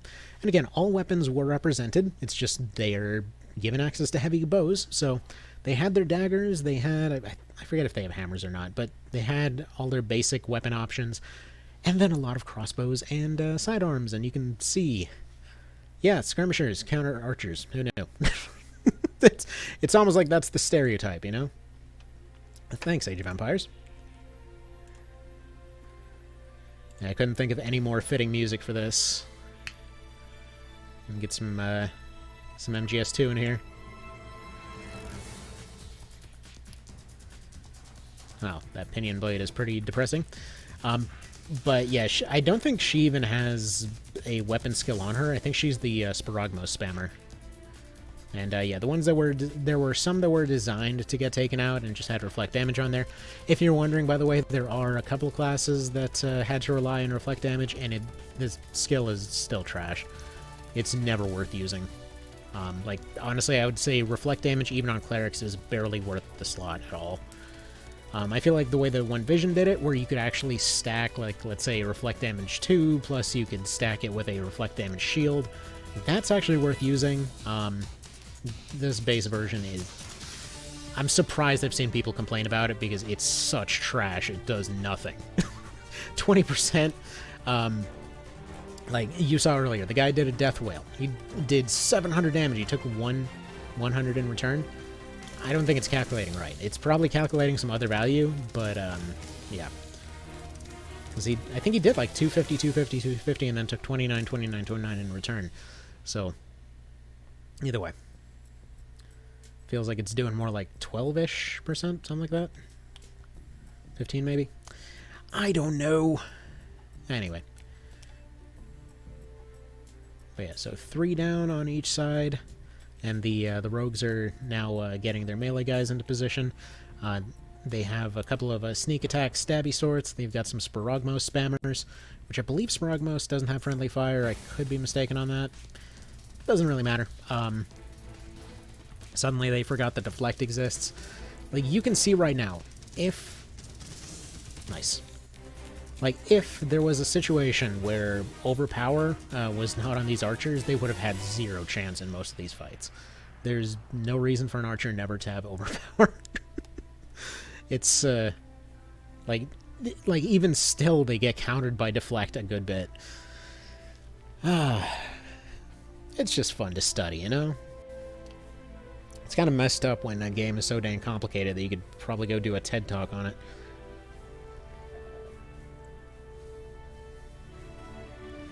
And another archer bites the dust. Now, I mentioned earlier... Ooh, survives with 1 health. Nice. I mentioned earlier that they have a high attack bonus. So, one of the things that oftentimes gets missed is that the classes themselves, they actually have a sort of penetration bonus. And rogues by far have the highest. Now, it's not a huge number. I think it maxes out at like 20 or something. But yeah, they... rogues have the highest. Generally, it's just like a little armor or armor penetration bias for that class. If you go to your class menu, it'll just tell you that it's there. Like, it's that simple. Now, unfortunately, Jiggler set can, yeah, one-shot. Once again, it is the sole thing carrying the archer team right now. Because aside from the Jiggly, they don't have much going on because they're getting everything else countered like crazy, and Jiggler is the only thing you can't actually counter. So, what you gonna do about that? Aside from just Keel, I guess.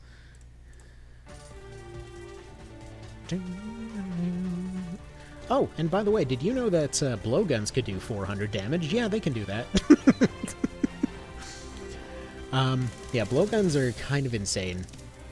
Like, if you combine, I think it was like Phalanx and, either Phalanx or the Rahula, but you just combine the one that's got like 15% human damage plus dark damage, plus you combine it with the Og Dark or Og Anatomy bonuses you can get off your other weapon, and then combine that with like a Daedalus, and then combine it with some like Shadowed Greaves or something.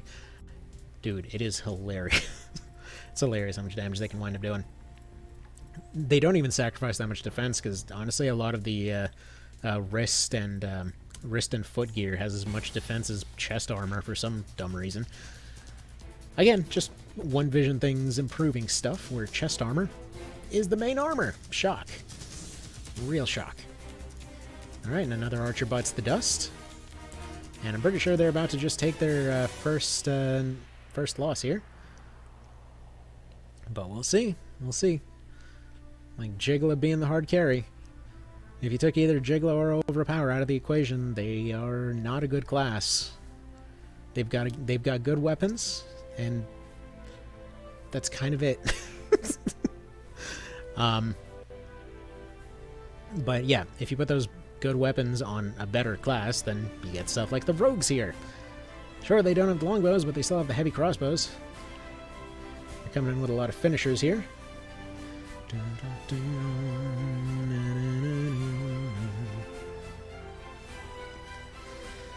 And bear in mind, this is with them, being down 2 members at the moment due to Shackle. Actually, additional funny thing, just kind of bring up here, a lot of this will just come down to RNG. Like, this is why I think that it might be a bit hard to even balance out something like this. Because as you can probably tell, the second one who gets a chance to counter typically will end up doing a lot better, because the first one gets the hit off, they take the hit, they get their TP. If they have Tactician on there, they instantly have a kill move. So there's that. That's their stun now. How many people are even left here? It's honestly hard to tell who this is going to right now, because I think it's like 5-4, isn't it? Okay, 5... No, it's 5-5 right now. Alright. Fair enough.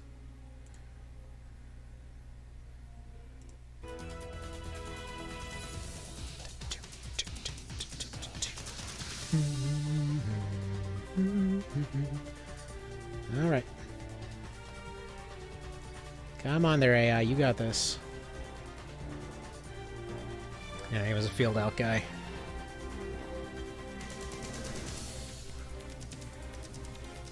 Yeah, that's the thing. I think these archers just had a really, really lucky day or something. Because I can't help but notice they're rolling 25% all the dang time. I mean, this is probably some of the best I've seen these archers do against these rogues in previous tests. Actually, there was one idea that that Evan had for this whole thing. That was basically run each of the fights 5 times, and then just give them like a plus, like a 1 or a -1 based on how many times they won or lost. And I kind of just ultimately settled on, like, we'll just sort of explain what happened off screen when I was testing them, because this is already a frighteningly long situation here. And I'd just like to get the information out there, you know, kind of settle once and for all if they're really the most unstoppable thing in the universe. Because no. Like, spoilers, they're not. There's actually several classes that can beat them pretty handily under the right circumstances. Even with these massive crutches I put on everybody, it's still a fairly even match. So... And originally I was gonna say, like... Originally... One of the 3 reasons that I've had to go and rebuild this entire test over and over and over was because, yeah, originally I had just done only counters, like only skirmishers, only like the best possible things that they can counter with following rules on uniques and everything else. And sure, they curb stomped them, it was fine, but it came across as very, I don't know, it came across as wrong. Like, it didn't really explain very... It didn't give the full context of what's going on with these different units. It didn't really explain how well certain things can do. And on top of that, it was just kind of boring because it resulted in a lot of really similar builds, and then there would be the inevitable response of, you know, oh, so you're saying that only this one particular thing can do it, rah, rah, rah, they're still the best. You know, the usual stuff you expect in the comments section. But what can you do? Alright, so I have no idea who's winning this right now. Whatever, let's just have a sip of coffee, turn this music back on, because it keeps going back to the quiet part. Please, can you just play the cool part? Thank you. Jeez. Alright, another one bites the dust. And yeah, sometimes just RNG can sway it in a completely different direction. But I would say, on balance, rogues, definitely an effective counter to the archers. Skirmisher types, definitely an effective counter to them. Basically, well, actually, defensive spellcasters too.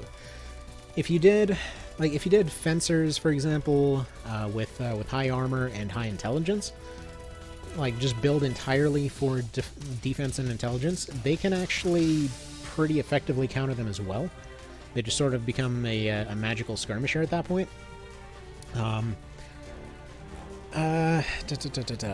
else? I mean, cursed weapons aren't a bad option either. Especially if you use, like, right now the only ones that we're allowing are the basic ones. If you had a perfect version, you basically would take no damage anyway, so whatever. Yeah, that's kind of moot information, all things considered. Because, yeah, why would you have that? That would never be allowed in one of these. Here I have this item that gives you infinite stats. What else? I mean, you've got a lot of tank classes, like I mentioned before, in testing, the Terror Knights absolutely countered them, but it came down to the AI not being stupid and going and using its Lament. In the case of rogues, it mostly comes down to what attack order everyone goes in, but I would say a solid 80% of the time or so, the rogues end up winning. And especially if one of them decides to go for a sneak attack and bothers to use it, then, yeah, that'll usually end up taking somebody out right then and there. They're very, very good. Like, rogues are very good at momentum. As you can see, like, they'll just... It's just like the archers, actually. That they'll just kind of get one, and then they'll follow up, and they'll follow up, and they'll follow up, and they'll follow up, and if they remember to use Speed Star, they're the best at it. But, again, AI, stupid, what can you do?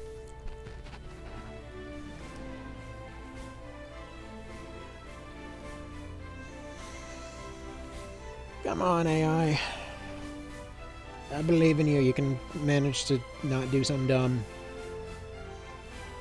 Never mind. They're just going to waste a finisher on somebody with 30 health, sure. Why not? I swear, this AI... It's truly something else. Like, there's a reason I compare the vanilla game to RuneScape so often, because so many of the same ideas apply here. Like... It's just funny to see. Like, I don't know if anyone watching this ever watches, like, these different, like, bot-busting videos on my game. But people will just create PvP bots and things like that. They're just, like, these bots that'll show up out of nowhere and try to friggin' murder you and take your stuff. But so many of the times people find counters to them. And some of the counters are just bizarre. But, anyway. That's a whole long topic of its own. Alright. Rogues, can you please just wrap this up? So we can call it a day here. It's a 3-on-1 now. You got this. They've taken their -1.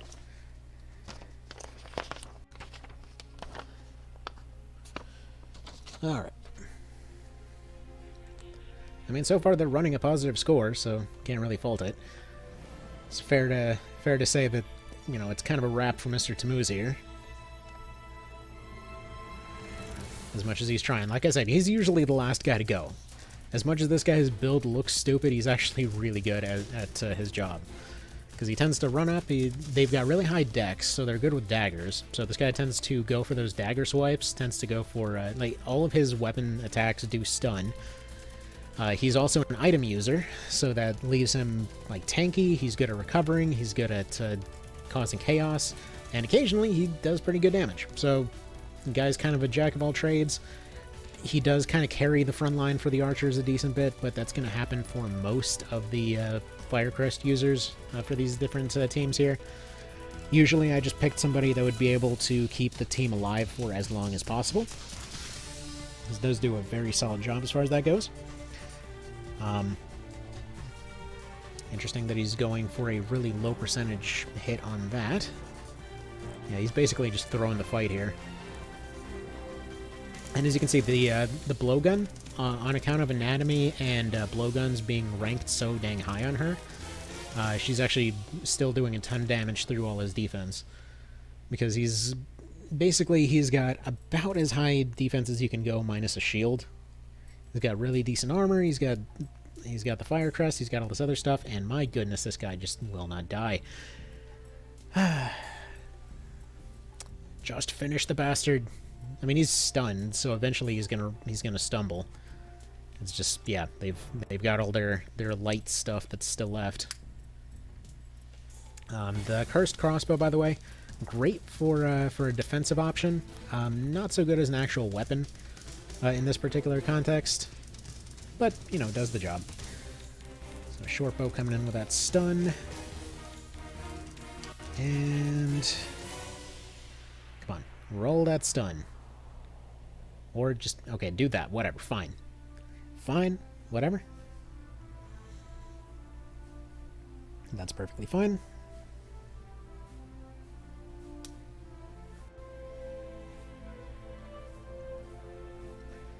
Not really the time for recovery, but whatever, floats your goats, man.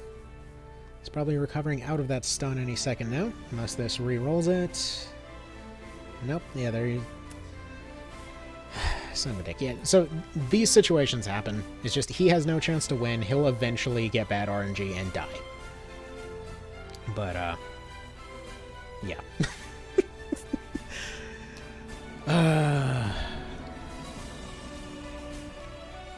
Anyway.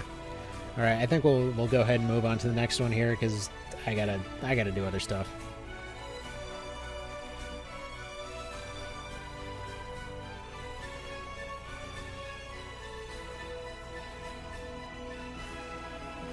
Berserkers. Yeah, not much in the way of ranged options, just basically all melee stuff. Realistically, wouldn't expect them to have too much of a chance. Basically, what it comes down to for these guys in testing, I would say in testing their win rate was like 20%, give or take. If they didn't get cut down before they got close, because they don't really have, like, they don't have the options to counter their ranged attacks. So they don't, like, their entire thing is pure DPS, so they, yeah. They have to get close, they have to use Berserk and Sanguine, and usually what ended up happening is they got close. They ended up catching up in terms of their overall, like, losses and everything else. Usually around the middle of the fight it was fairly even, because, again, they did really good with that initial push, because anyone that survived came in with massive finishers, wiped out like a third to half the archers immediately. But as you can see, they are taking normal damage from these shots here. Some of them they're able to resist outright if they're lucky. It's very strange as far as the damage goes on these guys. If they roll a bunch of deflects, beautiful. They can absolutely crush. If they don't roll their deflects, they get ruined immediately. So the 20% win rate does definitely make sense, considering the full odds of deflect fully working are about 20%. So sure. If they end up deflecting like 3 rounds in a row, like I would say actually on average if each unit deflects 3 times, then yeah, they're pretty much guaranteed to win. So far they've done okay. They're tanking most of these hits. Like really, if the Jiggler gets deflected, that's going to be the biggest tell here. For the other ones, they do have Fortify at least, so they're able to resist that a good bit. But the nice thing is their health and defense are reasonably high enough that unless they're hit with a burst, they can usually avoid getting one shot by the Jiggler there, which allows them to get in close. Once they do fully get in close, they can start like really wreaking havoc, especially if any of them decide to bunch up and a good Berserk gets in there, then yeah, it's off to the races at that point. If you're wondering about their high defense, there's a lot of dagger and shields in the Berserk team, so they can actually cause a lot of chaos there while being relatively resistant, but still. They're going to be throwing out a lot of use effects at the very beginning in order to try and even the odds a little bit. That does the job reasonably well. Actually, that particular one right there with the slow is very effective. I actually forgot that they had thrown weapons on their team. True. Alright, that's something else. I feel like Berserks, if they were given the right items, like, for example, if they were given the right use items, so definitely Shadowed Greaves on everybody, and then some disabling effect on the secondary armor piece, as well as shields and thrown weapons, that would probably be the ideal way to go about it. Like, just Meteor Bolas or Chakrams on everybody, because having the higher strength bonus off the Chakrams might be a bit more useful. Potentially something like that, with enough Fortify and Constitution bonuses and Field Alch for recovery, they could hard counter the archers pretty well.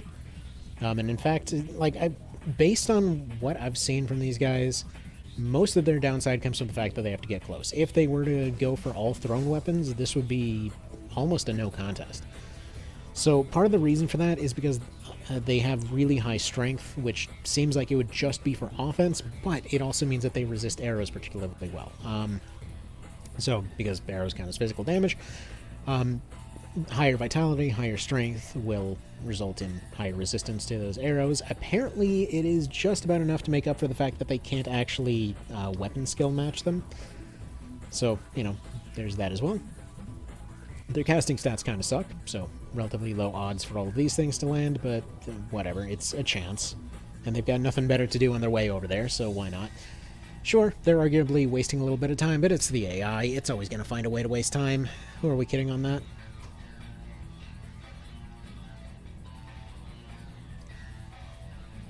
And again, with that dang poison breath. Why do you always want to do the poison breath? Unfortunate crit. And another unfortunate crit, though I'm pretty sure that one was going to be a kill anyway. But, alright.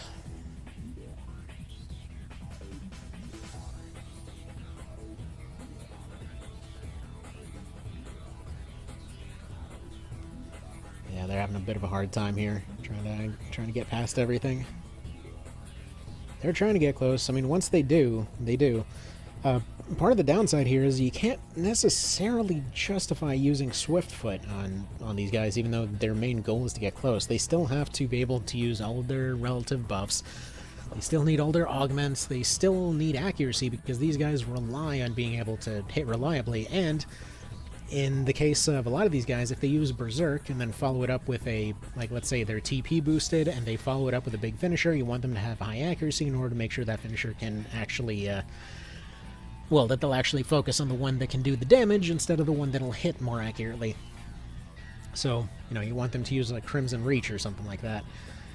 But, you never know. You never know. The AI will just do an AI sometimes. Okay. And another one goes down. So this is not looking particularly great for them this time around. Like I said, about a 20% hit rate. They have an effective means of countering the archers. As we've seen, there's a lot of things that can do a lot of damage, can potentially crush really well, but they have to get rid of that reliance on getting close, which means using their strength to their advantage for defense, as well as using thrown weapons, which I believe also scale off strength, because it always seems to do better in the hands of the strength users. And yeah, once they do that, potentially there's some other options. Maybe stick a couple hammers in there for this kind of stuff, because those big AoEs of Crimson Reach are pretty impressive. And in fact, you could even do something like the Ember Flail, and you know, combine that with Deflect, combine that with a thrown weapon. Could do best of both worlds kind of scenario. Potentially doing a lot of Berserk damage, following it up with counters on thrown weapons if they're close range enough. Actually, that probably would be the way to go. Because Fire Flail is going to end up also getting boosted with Aug Fire, ends up boosting Crimson Reach, potentially combine that with Berserk. Basically, they're getting a ton of TP off that, and yeah, they're using their thrown weapons, hopefully deflecting and then countering with chakrams. That's the way to do it. I feel like a full team of those, it doesn't even rely on unique items. I mean, that would be... Yeah, if you already have Shadow Greaves on everybody, for some reason those aren't unique, you just paralyze everybody on your way in. Done deal. Alright, so we'll just go ahead and give them this one already. It's really getting to be too much of a crush to even come back from, I think. Like, they did not have a good time in that second quarter there. But yes, they do have an effective counter against that, so they only get the 1 instead of the 2. Alright, moving on. Alright, so next up we have the Cursed Doggos, the Beastmaster squad here. So, right, these guys, once again, are all built as skirmishers, but it's interesting because they're kind of like a mix between the Rogue and the Berserker in many ways. None of their unique abilities actually end up serving them particularly well here, but they do have a semi-unique kind of loadout situation. They're doing better on the strength front than the standard warriors do. So they are more specialized for just like physical bulk and offense. But yeah, they definitely lose out on some of that flexibility, but they do still have good options because they've got a lot of thrown weapons. They've got bows, they've got... they got blowguns as well, so it's an interesting mix of all the above there. I would say they're probably also up there in terms of win rate against these guys. In testing, I would say probably about 60% of the time they were doing pretty alright. Just because, you know, sometimes it will come down to RNG, as it does. But overall, I mean, I wasn't really thinking about it going into it, but they do have quite a few potential counters. It's just if they get hit by a stun early on, and this is actually why archers would definitely want to start off with some short bows out front, like maybe even leave some naked short bows with a reflect damage or something. Because any stuns that they get basically mean that that unit can't deflect anymore. So, yeah, usually the AI won't really bother dealing with it, but if you've ever wondered why there's a surprisingly big priority on units that have nothing better to do to go cure paralysis, even above things like bind and whatnot, that's probably why. But anyway, so they've got Petra darts, they've got the big hitty darts, and yes, those ones can crit for an insta-kill, by the way. So they're pretty good on damage. They're pretty good on defense. Definitely not the best by any means. Strictly average on the defensive front there, but they can pull it off. Like they've got a chance. In fact, I kind of think of it. Probably more tests were needed. I'm not even sure that it's fair to say that it was like a 50% or 60% win rate. I would say it's probably closer to 50. It depends entirely on RNG. Because they kind of need a lot of their initial push, and if they lose 2 units, they're more than likely done. But if they lose 1 or no units in the initial clash, then most of the time they can pull it off just fine. Alright. As you can see, lots of thrown weapons. They're like, even though the unique rule did apply here, most of them have enough damage that even the lower versions are able to work just fine. So for example, with crossbows, with the unique rule, you basically would be going down to the bolter crossbow since, you know, obvious reasons. That thing's damage is not enough to actually be able to do anything too particularly useful here. But stuff like the Pelum and the Chakram compared to the Meteor Bola, yeah, it's still well above 100, and you can potentially boost it through some other means, so definitely worth using. Like, if you just, even if you put 2 of them in both slots, I believe one of those does actually end up boosting your thrown weapon score, which not all skills will apply when used in the secondary slot, but the skill bonuses, or I'm sorry, not all stat bonuses will apply, but skill bonuses will. So there's that. And that dude gets iced. Currently a 2-to-1, still looking relatively possible. I would say this is probably one of their less likely scenarios right now, especially with that shackle right there. Oh, and she gets another Petrify. Now, I don't know if it's luck or mind that end up affecting that secondary chance for your for certain items, because I want to say that mind does feel like it affects the hit chance of those secondaries, but I can't really confirm it. Is the thing.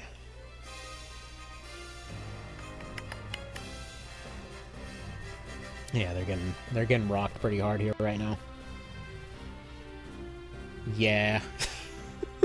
they're getting some real bad RNG right now. But yeah, so while I would say that even in this version their win rate is 50, 60 something percent, you can make a very effective team. Like if it was all Meteor Bolas or Chakrams, yeah, the fist weapons in particular definitely hold this team down.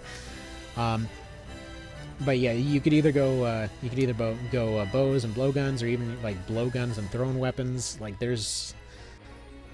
you definitely gotta have the blowguns in there. A crit from the high-end blowgun there will just one-shot somebody. The cudgel is okay, as you can see here by him one-shotting a guy. But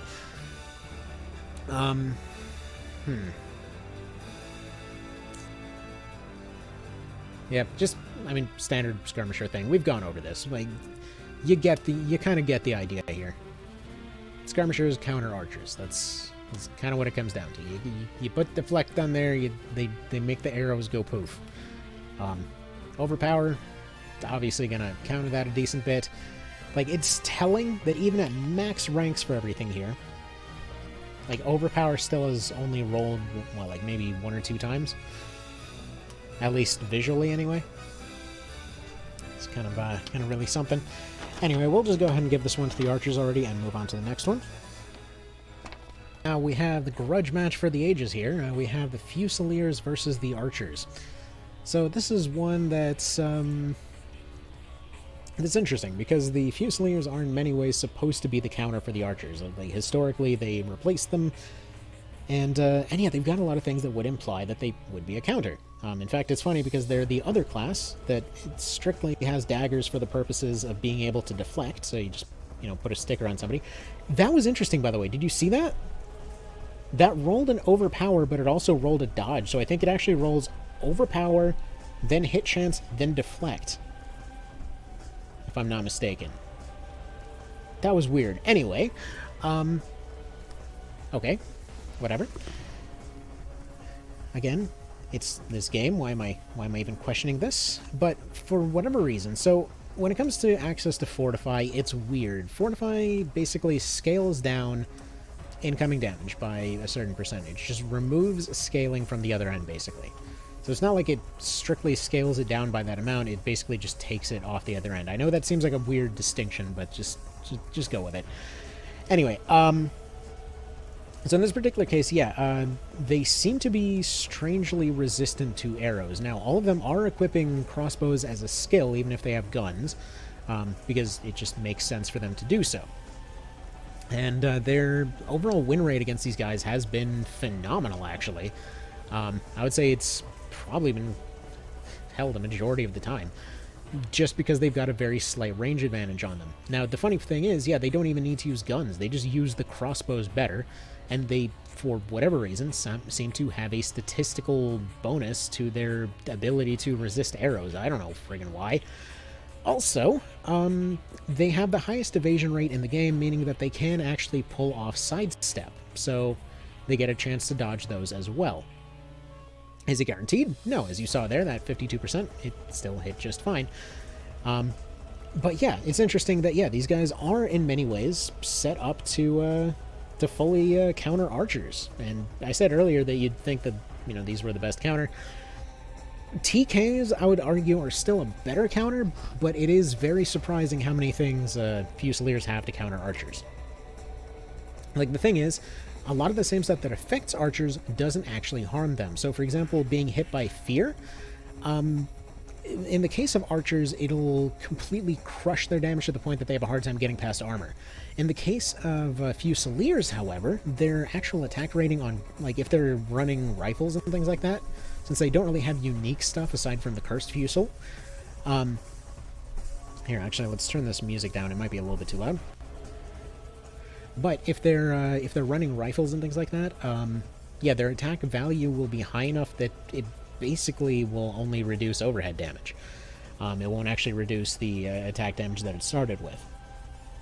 And since almost all their power comes from their ability to, you know, just raw attack damage, basically, I mean, what's it going to do?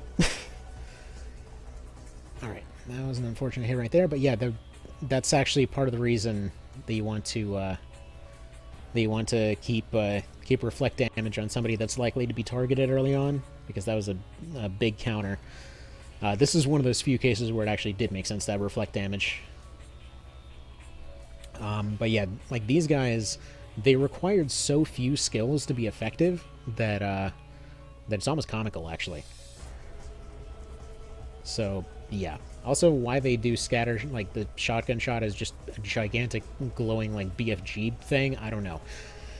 But as you can tell, they're definitely looking at the L on this one. This is not looking great for them.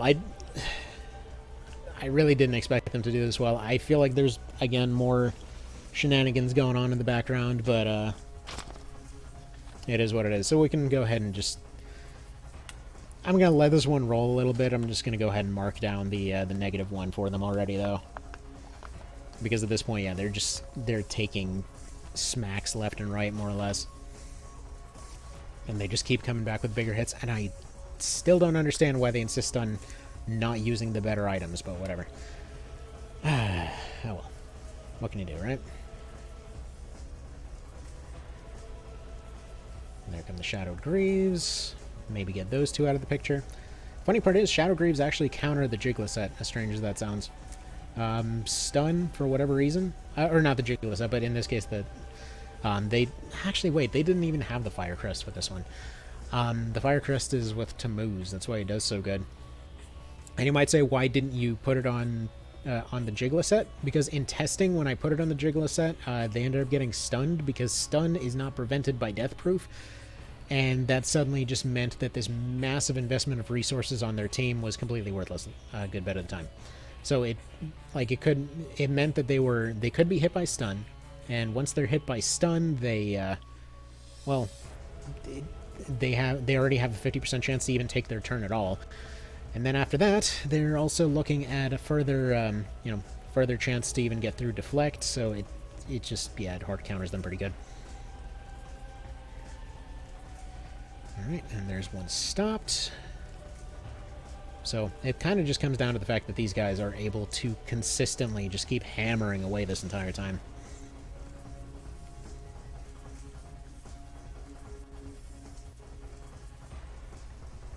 Like, they've got the damage, they've got the debuffs, they've got options. And granted, the AI is being stupid again, but this is the AI we're talking about. Like, did you expect it to do anything else? It's what the AI does.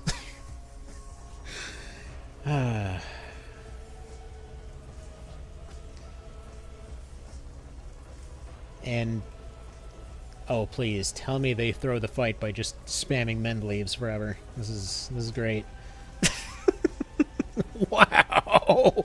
Are you kidding me right now? All right, doesn't matter. I already have them marked down for the -1. Like, this is truly something else right now.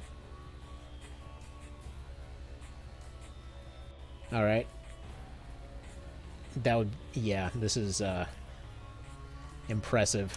By the way, there's the one case where a standard mending salve actually helps in any capacity, because friggin', what, 25% or whatever that is pointless. Anyway. Doesn't matter. It's 3 archers versus 6 units that counter them. We're fine. Moving along. Is it even that at this point? Let's see. Hang on, they have to think about items for a while.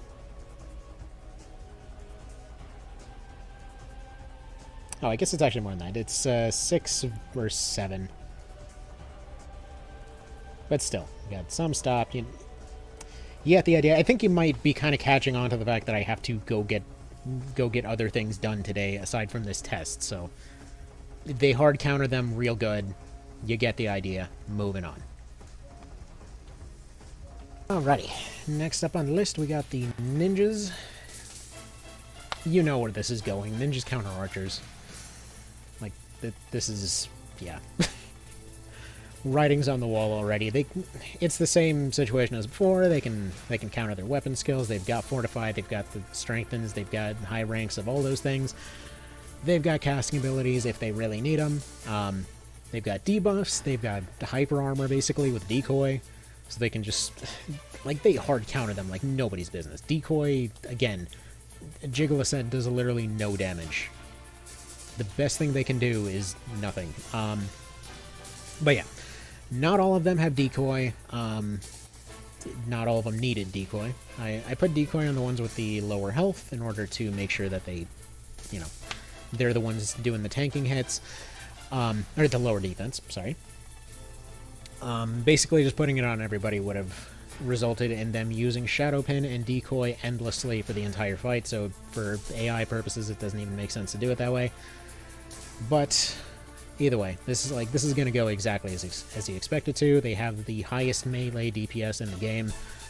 They've got they can hold them in place, so they don't really run away. They've got all this kind of stuff. I mean, look at this nonsense. This is not looking so hot for them. So... Getting ready to just mark down the -1 here.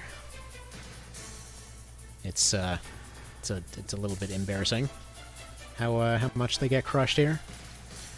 Again, for allegedly being the best one. Like, the funny part is ninjas, as strange as it sounds, do get countered by a lot of weird things. Like, there's actually a funny amount of kind of interactive counters once we get to the once we put everybody on the same level, like stat and skill wise. If you're ever wondering, and you might have missed this for previous stuff, if you ever wondered why it was that like archers completely dominate the main game and whatever else, and just DPS characters in general dominate so hard.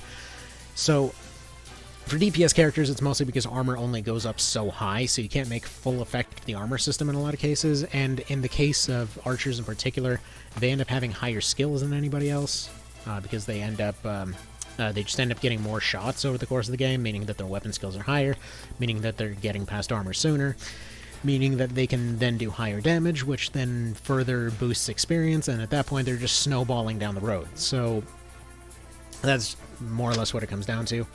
Now, I will say that experience part is questionable, because I have tested this over and over and over, and it seems like just a random roll. But it always feels like the more damage they do, you know, the more experience they're getting. So, I don't know, there's probably more to it, just like everything else. I'm sure there's more to it at some point, but it hardly matters.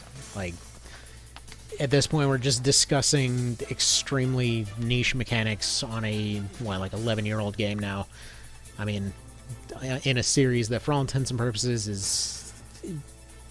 it hopefully will continue. I mean, there's no guarantee of that. Would be nice if it did, but... I mean, I think we can all agree it's not looking too likely, though we might at least see OB64 on Switch soon, so that's cool. I mean, there's that. Make of that what you will, I guess. Oh, hey, look, the archers actually managed to get somebody. I have seen versions of this particular matchup where the archer, like, on more than one occasion where the archers actually did not get a single kill. So, I'm just going to go ahead and mark them down for the -1 already. You get the idea. I mean, maxed out ninjas absolutely crush archers. It's not even a contest. And yeah, final notes. Archers have absolute, like, bottom of the barrel magic defense. For some reason, ninjas have really high scaling, you know, damage or magic stuff on them. Archers have almost no mind. Ninjas have stuff. Well, ninjas can guarantee their abilities, but they can also They can also just have an 80% chance just off the board for just locking them in place. If they get close to those archers with their melee units, it's like it's ants on a bear at that point. What are they going to do? Like, I mean, eventually they're going to get them. This guy just blowing a death whale on a 0. Just like, even though death whale is a multi-hit move, if it hits an evade, it doesn't matter. It's just gone. So yeah, over there, they're throwing out 500s on their melee attacks. It's not even their best melee unit. I mean, this is no contest. Like, which is funny, because technically speaking, there's more ninjas down than archers at the moment. But strategically speaking, they are in a completely screwed position right now. I mean, a solid chunk of their team can't even move. These guys are coming in and finishing them off. Like, this is, I would say, the beginning of the end, but that was several rounds ago. At this point, they need an absolute miracle to be able to actually pull this off, especially if they keep wasting death whales on evades. So, you know, you got the idea. You got the idea. Alright, let's move on to the next ones, because these ones should be hilarious. Actually, let's just let this dervish come in real quick. That just looks pretty. It's weird, because this wind fox just farting. I will say, of the three dedicated caster classes that standard generics are going to be running here, so you've got the warlocks, you've got the necromancers, and you've got the wizards. So let's be honest, wizards and clerics, they never had a chance. Like, the wizards can do some damage, but yeah, ultimately they get really hard countered because they're simply outranged and out DPS'd. And they've got no defensive options to actually resist any of that, so yeah. Necromancers have some potential to shut down options, but they usually just get cut down before they can even get close. And then, really, warlocks are the main ones that have a chance here. So this is, you may notice the music in the background. That's because this is free. We are here to witness a bug getting stomped on by a giant boot, and yeah, we'll just go ahead and put that 2 on this one right here, because these guys, yeah, Necros have no freaking chance. I have yet to see them win once. I've seen them almost tie it up once, but that was with some very extreme luck. They don't have deflect. They don't have sidestep. I say get close. It's more like they managed to take out half the archer team, and that was it. But that was just due to some really, really interesting luck. And this is even with a map advantage, because the archers are poisoning themselves right now. It doesn't matter that much. But yeah, this is... yeah, you poison them, that's gonna do the trick. Like, their best unit can almost hit a guy, but again, they keep insisting on just using basic moves, and then he died. Alright, next up we have the warlocks here to get absolutely executed. If they remember that they have a evade equivalent, then they can do something. Realistically, most of the time they don't even get to the point of being able to use it. We'll see if they do anything at all. It's basically going to be the same for most of these guys. And let's go ahead and put the 2 on there already.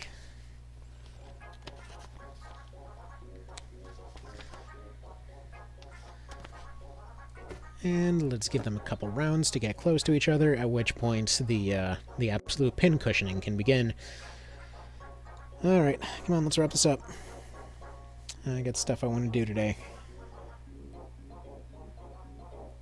So yeah, if they get their moves going, like if they were to use a tier 2, they probably could one-shot these guys, but the AI is stupid, so it won't. And so they'll come in, they'll just, they'll get 1 or 2 moves off. They'll go for a 0% Petra Burst. Beautiful. That's just what we want to see here. They'll use a Mend Leaf. Beautiful. You'll love to see it. And yeah, then this starts. Like, they've got reflect damage on there because it's more likely they'll do something with that than them actually getting any of their moves off. See, if this AI had a system like, I think it was like FF11 or something, that had that system where you could just, like, pick and choose different stuff to do in different situations, like Carnage Heart style.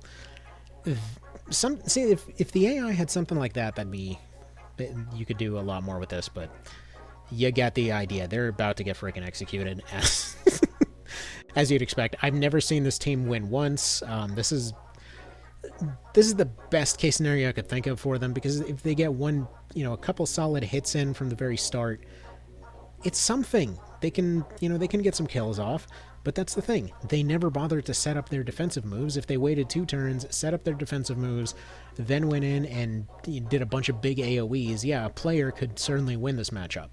And if interested, I actually could probably go and just manually play versus the archers as every one of these teams and win it, if that's something that somebody wants to see, and if at some point I happen to have an entire day free. But either way, do as you do. And shockingly, she didn't get a kill crit. She almost always does. Yeah, when the other guys can do 1,000 damage on you, that's concerning. Alright, let's go ahead and mark them down for that -2 for that 2, and move on. Okay, is going to be the good old wizards, put on a bit of a smaller map this time, so hopefully it won't take as long. And then after that, we'll see how hard the clerics get it, to the shock of absolutely nobody.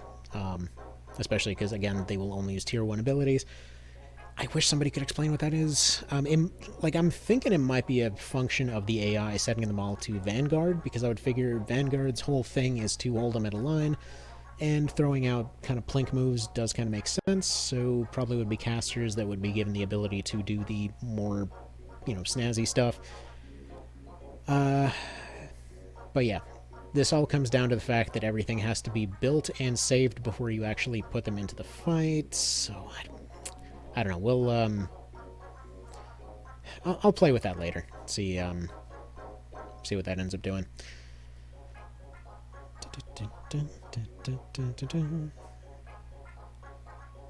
I mean, these guys do less damage than the Warlocks. I mean, for what it's worth, the Locks did actually, at this level, they ended up getting a huge damage advantage over the basic Wizards. It's mostly range that the basics have. But yeah, they will now proceed to get absolutely crushed into dust. After all, witches getting blown into dust is how pumpkin spice is made, and it is fall nowadays. Alright. That joke has now been used twice, and it is already dead. Moving on. Alright, here's Power of Squish. You gotta love when all these caster classes don't even manage to get to that 999 score, It's kind of impressive. Alright, and away we go. It's like everybody else with all their maxed out items and whatever else at least had something going for them. They at least maxed out the score. Usually the Fire Crest alone and boosts the score quite a bit, or any of their skills or anything else, but yeah, that's the thing. By the way, that score system is complete nonsense. It means nothing, if you're ever curious. Like, certain bits of gear will boost it slightly, certain skills will boost it tremendously, and then ranks seem to boost it significantly, which that makes sense, but you can have a 999 team that is absolutely terrible, and you can have a 5000 team that's friggin' unkillable, so it's it doesn't make any sense. It doesn't really actually numerically value any of this stuff that kind of makes sense, and I think at some point I will go through and since I was hoping to find this information in the guide, but I will go through and individually find the value of every item in that multiplayer thing, just to kind of get an idea for what they thought would be the meta. Hey, look at this team that's going to have so much of a chance. What I figured was I gave them all Mother's Blessing, Mother's Mercy, all that kind of stuff, and I figured maybe if they can just somehow outspeed and out-heal these guys. That's the only chance they have. Just make them kill themselves with the reflect damage. As you can probably guess right now, they're not healing this much. This will 100% be their strategy for the One Vision version of this, sure. Because at that point it just becomes, can clerics actually kill everything in One Vision? In this case, yeah, they literally can't even get close to hit them. They've got a couple that are dedicated to damage, but like they were marked down for a win before we even got here. This is just a fish in a barrel. Surprisingly high win rate against these guys, and I guess it shouldn't be that surprising. And that would be the Dragoons. So, Dragoons, once again, heavy crossbow team, lots of heavy crossbow options, lots of potential ways to counter these guys, lots of good defense on their side, and lots of good power on them as well. So they've got good equipment access, they've got good power to them, they've got, I mean, a lot of them are even built to counter, which won't be terribly useful there, but it's actually one of the few teams that was actually, that actually figured it made sense for them to have counter crossbows, because they tended to line up reasonably well, which meant that, yeah, they could be functionally heavy skirmishers. But they come with deflect, they come with a decent amount of bulk. Overall, solid chance of winning this. A lot of times did come down to a ranged fight, and they do have to dedicate a huge chunk of their team to melee units, but those guys also did a pretty solid job in their own right, so whatever, we'll see how that ends up playing out. And you might have noticed that there's one weird omission so far, and so far we've seen a lot of the winning teams heading towards the tail end here, but you'll see. Anyway, so they're already they're starting to win on the kill count. They've got one disabled, they've got one downed. Come on, deflect, nice. So deflect takes out 600 of their damage right then and there. They're coming in with casting items. They're coming in with heavy crossbows. They tend to form up a line. I don't know why it is that they seem to be so good at forming up lines, but screw it, they make a friggin' firing line for some reason. And, yeah, that tends to serve them very well, because then they can do stuff like that, where they're putting out damage on both turns. It's pretty handy. Now, unfortunately, yeah, if they get knocked out of range, there's not much they can do. There's definitely a meta of sorts for, like, knockback heavy crossbows to avoid counter crossbows or something. That's the thing. I feel like there was just so much potential in this whole system for an interesting multiplayer situation. But we'll never get to see it, so, yeah. Well, again, unless we actually make it. I don't see that being likely. I've been throwing out, like, little baits here and there to try to make them happen. It's always, like, 2 or 3 people that join in, and, a few people that are convinced to join later. And then, yeah, usually it just winds up being a thing where one person understood how it went, and the rest just sort of put whatever together, and then, yeah, like, usually half the very few people that did join end up just leaving or just never submitting anything anyway. Anyway, whatever. Right. Crushed. Yeah, they now have the Ogre Blade up front. I mean, I might as well just mark them down for a win already. These guys are I mean, I don't think I've ever actually seen them lose to the Archers yet, so this might be something new. Sure, a lot of that comes down to deflect rolling, but look at this. Like, they have every option that they need to hard counter these guys. They've got the bulk to take the hits, they've got the damage, they've got the debuffs, they've got the weapon counters, like, they've got the range, they're not slow either. I mean, it's funny because, again, many of the, like, aside from ninjas, many of the ones that you really wouldn't expect to be coming in and dominating are the ones that actually end up dominating the best, like, alleged best class in the game. I mean, how often are Dragoons completely dumped on as, like, here's this class that's got nothing going for it aside from monster killing, and it's like, here's none of their monster stuff. It's all just equipment access, stats, and just cool stuff they can do. And yeah, they're hard countering these guys pretty reasonably well. Sure, they've got a few that are getting close here, but eventually they'll end up probably pulling out some of their item users and fixing that. If that's a deflect, that is not a deflect. Well, there goes Voltaire, and that's a shame for them. But, anywho. And pew pew, lots of crossbow gunfights going on. Oh, look at that. Oh, man, big hits. Big hits. All right, good. They're making some comeback. They're making some plays, as you do. I will say I did specialize these archers for using Death Whale. I don't know why they just use Sanctus Flail sometimes, or Sanctus whatever. They just do that sometimes. And yeah, that guy just managed to eat 2 crossbow finishers from an absolute maxed out character. I mean, they've got the bulk, like I said. And they just come back and they take out one. So, writing's on the wall here. You get the idea. Jeez, this is taking absolutely ages. Alright. I don't know why I thought this would go by quicker. Of course it's taking this long. Alright. We'll just mark them down for the -1, and we are moving on to the last one, which might be a little bit of a surprise. And again, I wouldn't be this willing to call it this early on, but I mean, A, you can see what's going on, and B, I've literally never seen this team actually lose to the Archers so far. It's...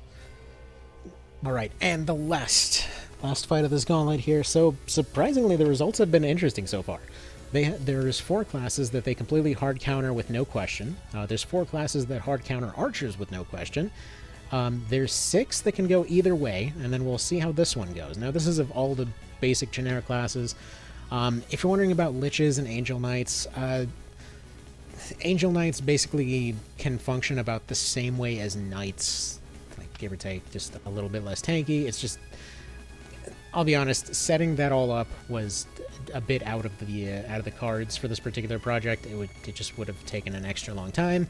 And I figured they're technically, you know, changes to the individual unit anyway. They're not really a standard class by themselves, because at that point, then you have to consider some of the other side classes. At that point, you start considering lizards, and I left out lizards and monster units and things like that because, again, this is supposed to be one unit that's fighting against a gauntlet. If they didn't have those relevant monster skills on them, they would just die. There wouldn't be a contest even. So, this was a weird one, because Swordmasters are a class that objectively sucks, like, real bad. And, well, what kind of surprised me is just how often they actually ended up winning this thing. Like, it was actually about a 50-50 shot as to whether they won or not. And it had, I mean, granted, the AI is going to do dumb AI things, and obviously deflects are going to be a big part of that. But for one thing, I was considering almost giving them an exception to the unique weapon rule because of how few weapons they actually have, since they only have one weapon type. But yeah, there were ways to make it happen. Now in this particular case, pretty much, what was it, like 1 out of 12 shots actually rolled deflect, so they're probably just dead here. But yeah, like looking at this, they actually have a decent amount of options, and some of them are worth considering just off of secondary effects alone. Actually, I particularly like, where is it? Where's the parry? Makwaharu. This thing's kind of cool. Just, sure, it doesn't give him deflect, but anyway, just the fact that it gives him petrifog is a nice little nod to their original purpose. But it seems like most of the swords actually have support abilities that they would have used in the original. Now, whatever way this goes, I'm just going to mark this down as a 1, because the Swordmasters definitely didn't hard counter them by any means, but it was very surprising to see that, despite the fact that they're getting completely pasted right now, it was about a 50-50 shot over who ended up winning it. Now, I can't imagine every one of those times was just a matter of deflect absolutely carrying the day. Sure, that was part of it. But it's just, as soon as they got close, they started throwing out a whole bunch of petrifications. At that point, it was just a matter of whether the AI would be incredibly stupid or not. And yeah, this guy ends up coming in with the Cerberus, usually ends up icing somebody right off the bat. Bad RNG in this case, because it just rolled 2 instead of, 3 to 5. Either way. But just as soon as they start throwing out those petrifies, they, petrifies and stuns and things like that, that's around the point where they can just completely dominate. And basically during that time, usually the item users would end up coming in and sorting them all out, healing-wise. Unfortunately, like I said, this is definitely going to be them getting crushed because they had a very bad start. It all comes down to that start for these guys. But yeah, Swordmaster is better than you might potentially think. They've definitely got options in vanilla, but I'd like to hear, like, moving forward. Obviously, this has been a bit of a long one, so thank you if you actually stuck around this long to get to the very end of this thing. But what would you like to see? Because I know, personally, I'm leaning towards doing that whole, like the format of those Ogre Battle things from last year, except doing a round-robin tournament with the One Vision mod. Probably max out everybody's stats and see how that goes. I'm still kind of like figuring that out because it's balanced for kind of middle-of-the-road stats. So once you get on the very high end, stuff gets a little funky. But either way. So what do you guys think? Would you be interested in doing a like vanilla tournament, like just community tournament of sorts? Would you be interested in seeing a class tournament for One Vision? How would you go about what would you like to see for all that stuff? And for that matter, what kind of surprises did you see off this particular one? Because yeah, the final score here is that there's 7 that can go either way, 4 that they lose to, 4 that they always win to. So yeah, bit of a surprising one. I didn't expect it to be that that kind of clean, and I'm still sticking to that particular assumption that this game was balanced like this. That this was the method that they used to balance it all out. Because this feels right. Like, if you run most classes through this, I'm feeling like this is probably about the same results you're going to get for just about every class. Like, except for maybe clerics, because they probably would just get curb stomped by anything. But then again, if you allow the whole Lipple's Rod strategy thing, it probably would be pretty similar. Probably. Maybe. I don't know. What do you think? Oh.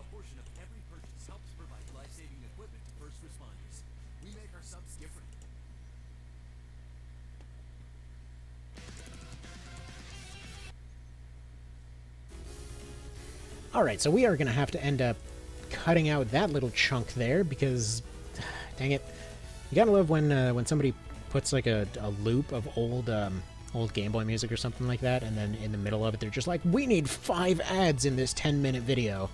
It's like, come on, man. Like, I'm going to still listen to it, but still, rude. Anyway, so, yeah, like this right here, if they hadn't lost so many of their members coming in, this is around the point where Swordmasters would start tipping the scales normally. Because they get to this point, they start petrifying, and every unit petrified is another unit that's completely out of the game for the archers. Due to, I believe it's the mind difference between them, it seems like the petrification is dang near guaranteed for these guys, and as long as they keep running around and petrifying units over and over and over, like, they can't do anything at that point. So, anyway, you guys have a good one. I'd be curious to hear what you think, and I'll see you in the next one. Which might be a while from now, because I have, like, I got a really funky work schedule right now, so just, bear with me. Leave any requests that you'd like to see, and I'll get to them when I can get to them. Take care.